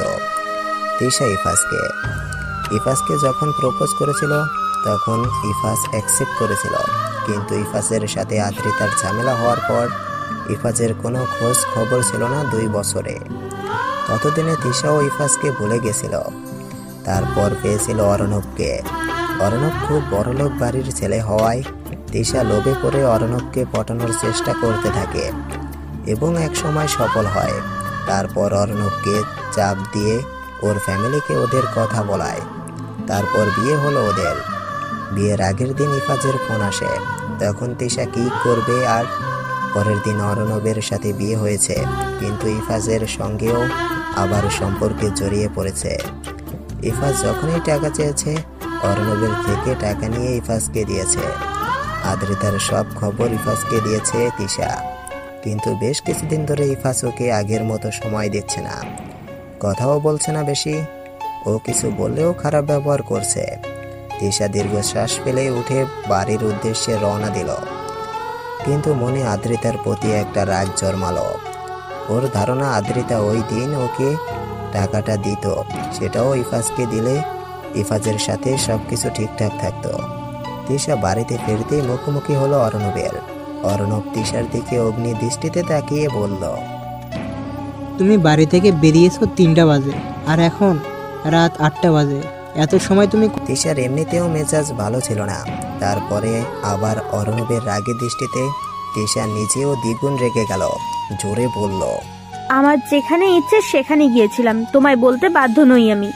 তুমি বাধ্য, অনেক সহ্য করেছি, কিন্তু আর পারবো না। তুমি কোথায় যাচ্ছ, কি করছো, এইসব জানা আমার প্রয়োজন। রোজি আমার থেকে এত টাকা নিয়ে কি বা করছো তুমি? একদম বেশি কথা বলবি না বলে দিচ্ছি। তোর টাকার অভাব আছে নাকি? সম্পত্তি ভাগ হলেও তো কত কিছু পাবি। তবে কয়েকটা টাকার জন্য এমন করছিস কেন তুই? তোর টাকার জন্যই তো তোর পিছনে ঘুরেছি, তোকে বিয়ে করেছি। বলেই তিশার খেয়াল হলো ও কি বলে ফেলেছে রাগের মাথায়। তিশা আমতা আমতা করে অর্ণবকে বলল, অর্ণব, আমি রাগের মাথায় কি না কি বলেছি তুমি কিছু মনে করো না। সরি, আসলে রেগে গেলে কি বলে ফেলি আমি নিজেও জানি না। অর্ণব কিছু বলল না, চুপচাপ বাড়ি থেকে বেরিয়ে গেল আর মনে মনে নিয়ে ফেলল কঠিন এক সিদ্ধান্ত। আদ্রিতা সারাদিনেও আদিয়াতের সাথে কথা বলেনি। আদিয়াত নিজের জেদ নিয়ে আর থাকতে পারল না। আদ্রিতাকে ডেকে মলিন কণ্ঠে বলল, কি হয়েছে তোমার আদ্রি পাখি? তুমি আমার সাথে কথা বলছো না কেন? আদ্রিতা শক্ত কণ্ঠে বলল, আমার আবার কি হবে? যাই হোক, আপনার। আদিয়াত হঠাৎই রেগে গেল। আদ্রিতাকে কিছুটা ধমকের সুরে বলল, সমস্যা কি তোমার? কি হয়েছে না বলে বুঝবো কি করে? হুট করে এমন অদ্ভুত ব্যবহার কেন করছো? আদ্রিতার চোখ ছলছল করে উঠল। আদিয়াত আগে কখনো ওর সাথে এমন ব্যবহার করেনি। আদ্রিতা মাথা নিচু করে ছলছল করা চোখ জোড়া লুকিয়ে বলল, আমি কোনো অদ্ভুত ব্যবহার করছি না। এখন আমায় দয়া করে একটু একা থাকতে দিন, আমার ভালো লাগছে না। আদিয়াত কিছু না বলে চলে গেল রুম থেকে। আদ্রিতা আনমনেই দোলনায় বসে নিজের ডায়েরিতে লিখে ফেলল কয়েক লাইন। একসাথে থাকতে থাকতে কখন যে মানুষটার মায়ায় পড়ে গিয়েছিলাম আমি নিজেও জানি না। মানুষটার মধ্যে না এক অন্যরকম মায়া ছিল যা সব সময় আমায় আকৃষ্ট করত। মানুষটা আমার কাছে ছিল একদম স্নিগ্ধময়। তার সাথে থাকতে থাকতে আমি নিজেও শুভ্র রংটাকে ভালোবেসে ফেলেছিলাম। কিন্তু তৃষার কথা হয়তো ঠিক ছিল, এই বাড়িতে আমি টিকবো কতদিন। আজ তিশা আমায় বলেছিল তার অফিসে খাবার নিয়ে গিয়ে সারপ্রাইজ দিতে। তিশার মুখে এই কথা শুনে প্রথমে বেশ অবাক হলেও পরে ভেবেছিলাম একদিন গিয়ে একটু সারপ্রাইজ দিলে কি এমন হবে। তারপর মনের সাথে অনেক যুদ্ধ করে গিয়েছিলাম সেখানে, কিন্তু দিতে পেরেছি কি সারপ্রাইজ? পারিনি, কারণ আমার জন্যই অনেক বড় ধরনের একটা সারপ্রাইজ অপেক্ষা করেছিল। তারা হয়তো জানেও না তাদের কথার সময় আমি সেখানে উপস্থিত ছিলাম। সত্যিই তো আমার তো কোনো যোগ্যতাই নেই আদিয়াতের বউ হওয়ার। আমাকে বাঁচানোর জন্য দয়া দেখিয়ে আদিয়াত বিয়ে করেছিল। আমি না হয় নীরবে সরে যাব আদিয়াতের জীবন থেকে। অন্যদিকে আদিয়াত যখন ছাদে গেল তখন মিসেস তৌসি দেখল আদিয়াতের মুখটা মলিন হয়ে আছে। মিসেস তৌসির বুকটা কেঁপে উঠল ছেলের মুখখানি দেখে। সে ভাবতে লাগলো, আদিয়াতের কি হলো? চেহারা এমন মলিন হয়ে আছে কেন? ওর খুশির জন্য আমি সব কিছু মেনে নিয়েছি, আদিত্যকেও মেনে নিয়েছি, তবে আজ ওর হঠাৎ কি হলো? রুমেই তো ছিল, তাহলে আবার এত রাতে ছাদে? মিসেস তৌসি আদ্রিতা আর আদিয়াতের বিয়ের পরের দিন মিসেস ত্রিনার সঙ্গে যখন কথা বলেছিল তখন মিসেস ত্রিনা তাকে বলেছিল, এখন আদ্রিতাকে মন থেকে মেনে না নিলেও সবার সামনে এমন ভাব করুন আপনি মেনে নিয়েছেন, পরে না হয় সুযোগ বুঝে ওর ঘাড়ে কোনো দোষ চাপিয়ে ডিভোর্স করিয়ে বাড়ি থেকে বার করে দিবেন। মিসেস তৌসি প্রথমে মিসেস তিনার কথা মতো কাজ করলেও কিছুদিন পরেই আদিয়াতের খুশির কথা ভেবে আদ্রিতাকে মেনে নিয়েছে। আর মিসেস তিনা এই ব্যাপারে যখন তাকে জিজ্ঞেস করেছিল তখন মিসেস তৌসি মিসেস তিনাকে বলেছিলেন তার পরিবারের ব্যাপারে অন্য কেউ মাথা না ঘামালেই সে খুশি হবে। মিসেস ত্রিনা অপমানিত হয়ে আর কিছু বলেনি। আদ্রিতার ঘুম ভাঙতেই দেখলো ও দোলনায় ঘুমিয়েছিল। অবাক হলো কিছুটা, কারণ এর আগেও অনেকদিন ও দোলনায় ঘুমিয়ে পড়েছিল, কিন্তু সকালে ঠিকই ঘুম থেকে উঠে নিজেকে বিছানায় পেয়েছিল। আদিয়াত কি তবে ওকে দেখেনি নাকি দেখেও গিয়ে শুয়েছিল? আদ্রিতার মুখে তাচ্ছিলের হাসি ফুটে উঠল। দোলনা থেকে উঠে সুন্দর করে ডায়েরিটা জায়গা মতো রেখে ফ্রেশ হয়ে নিচে গেল। আদিয়াত রুমেও নেই দেখে ব্রু কুঁচকে এলো আদ্রিতার, কিন্তু তবুও সেদিকে অত পাত্তা দিল না। নিচে যেতেই দেখলো মিসেস তৌসি বসে আছেন মুখ ভার করে। আদ্রিতা তার সামনে গিয়ে জিজ্ঞেস করলো, কি হয়েছে মা আপনার? আপনার কি শরীর খারাপ লাগছে? মিসেস তৌসি আদ্রিতার কথার জবাব না দিয়ে জিজ্ঞেস করলেন, আদিয়াতের সাথে তোমার কোনো ঝামেলা হয়েছে? আদ্রিতা চমকে গেল, কি বলবে ঠিক বুঝে উঠতে পারল না। মিসেস তৌসি আদ্রিতার ভাবভঙ্গি লক্ষ্য করে বললেন, আদিয়াত তোমায় খুব ভালোবাসে আদ্রিতা। ওকে কখনো কোনো পরিস্থিতিতে অবহেলা করো না কিংবা কষ্ট দিও না, পরে দেখা যাবে তোমার নিজেরই আফসোস করতে হবে। আদ্রিতা মাথা নিচু করে রইল। দেখে মিসেস তৌসি কথা ঘুরিয়ে বললেন, যাও ব্রেকফাস্ট করে নাও। তারপর তিনি নিজের রুমে চলে গেলেন। আদ্রিতা সার্ভেন্টের থেকে খবর নিয়ে জানলো আদিয়াত নাকি সকাল হতেই বাড়ি থেকে বেরিয়ে গেছে, কিছু খেয়েও যায়নি। আদ্রিতার নিজেরও আর খেতে ইচ্ছে করলো না। কথা মতো আজকে ইফা ছিল তিশার সঙ্গে দেখা করতে। তিশা বেশ হেসে হেসেই কথা বলছে আর ইফাস হু হা জবাব দিচ্ছে, কিন্তু ওর সম্পূর্ণ মনোযোগ মোবাইলের দিকে। তিশা হঠাৎই কথার মাঝে ইফাদের হাত থেকে ওর ফোনটা কেড়ে নিল। ইফা চমকে গিয়ে সঙ্গে সঙ্গে তিশার হাত থেকে নিজের ফোন নিয়ে ওর গালে ঠাস করে থাপ্পড় মেরে দিল।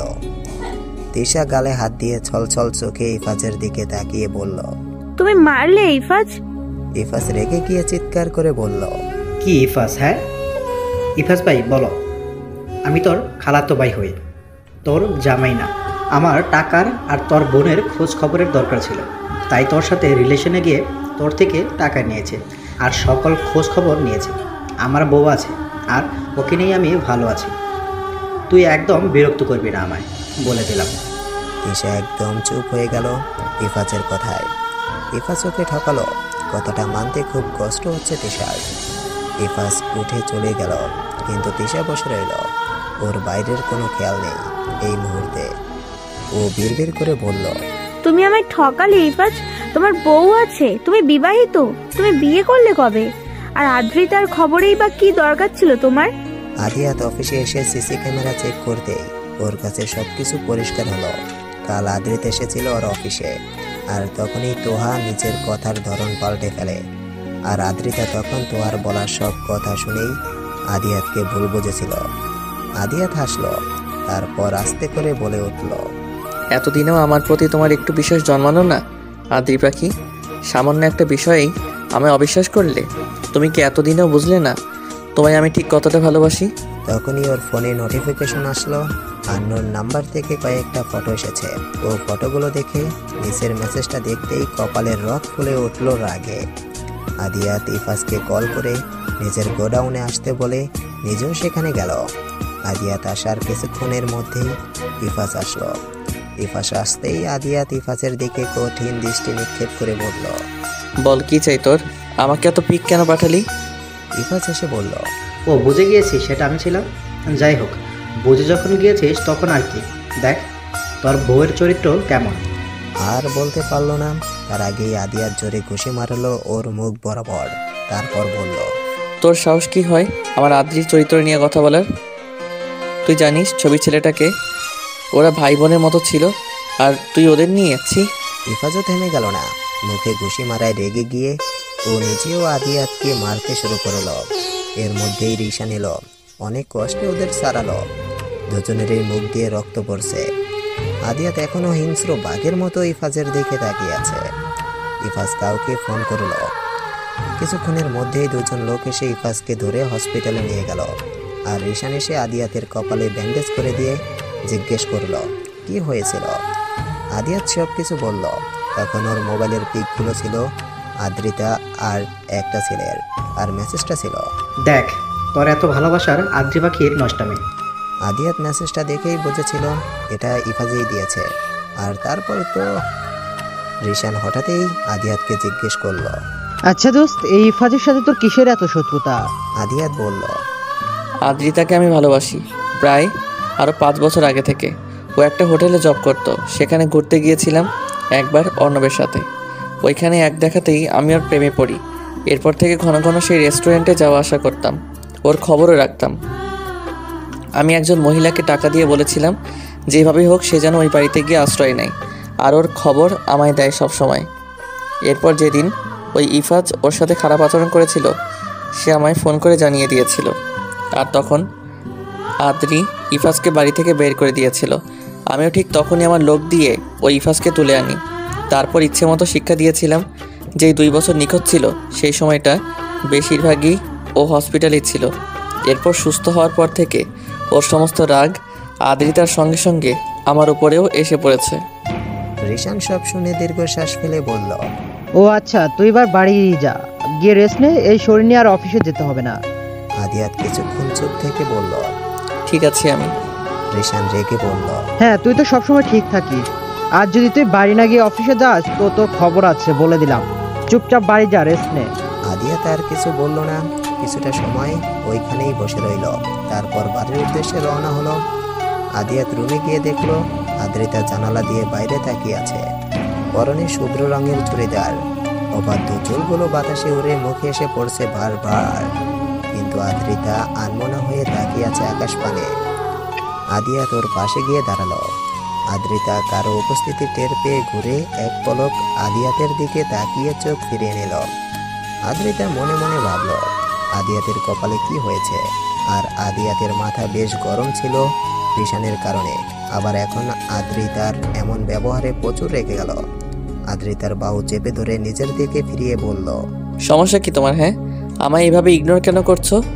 আদ্রিতা আদিয়াতের দিকে এক পলক তাকিয়ে বলল, আমার ডিভোর্স চাই, আপনি আমায় ডিভোর্স। আদিয়াত এমনিতেই প্রচুর রেগেছিল। তারপরে আবার ডিভোর্সের কথা শুনে আদ্রিতার বাহু ছেড়ে টেবিলের পাশে থাকা গ্লাসটা জোরে জোরে মারল। তারপর চিৎকার করে বলল, তোর সাহস কি করে হয় ডিভোর্সের কথা মুখে আনার? তুই কি ভেবেছিস তুই বললেই আমি তোকে ডিভোর্স দিয়ে দিব? বিয়েটা কিন্তু আমি তোর ইচ্ছেতে করিনি, বরং ব্ল্যাকমেইল করে করেছি। তবে তুই ভাবলি কি করে ডিভোর্স চাইবি আর আমি দিয়ে দিব? কি হলো বল? আদ্রিতা কেঁপে উঠল আদিয়াতের চিৎকার করে বলা কথাগুলো শুনে। তারপর কোনো মতে নিজেকে সামনে বলল, আপনার কয়জনকে লাগবে? আপনি আমায় দয়া করে বিয়ে করেছিলেন যেন আমি তিশার বিয়ের পর একা না হয়ে যাই, আর আমার ক্ষতি যেন না হয়। তবে এখন কিসের এত অধিকার দেখাচ্ছেন? আমায় আমার মতো ছেড়ে দিন, আর আপনি আপনার ভালোবাসার মানুষটাকে বিয়ে করে নিন।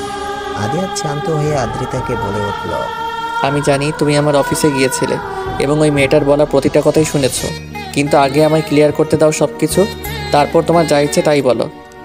আদ্রিতা সঙ্গে সঙ্গেই বলে উঠল, কি ক্লিয়ার করবেন আপনি? এই তো যে আপনি ওই মেয়েটাকে চেনেন না, মেয়েটা কেন এমন করলো তা জানেন না। কি ঠিক বললাম না মিস্টার আদিয়াত? আসলে কি বলুন তো, আপনি না একজন ক্যারেক্টারলেস ব্যক্তি। আদ্রিতার বলতে পারলো না, তার আগেই আদিয়াত আগে থেকে দ্বিগুণ চিৎকার করে বলল, তুই এই মুহূর্তে আমার চোখের সামনে থেকে বেরিয়ে যা। আদ্রিতা কিচ্ছু বলল না, চোখ মুছতে মুছতে বেরিয়ে গেল। কিন্তু শুধু রুম থেকেই বেরোয়নি, বরং বাড়ি থেকেই বেরিয়ে গেল।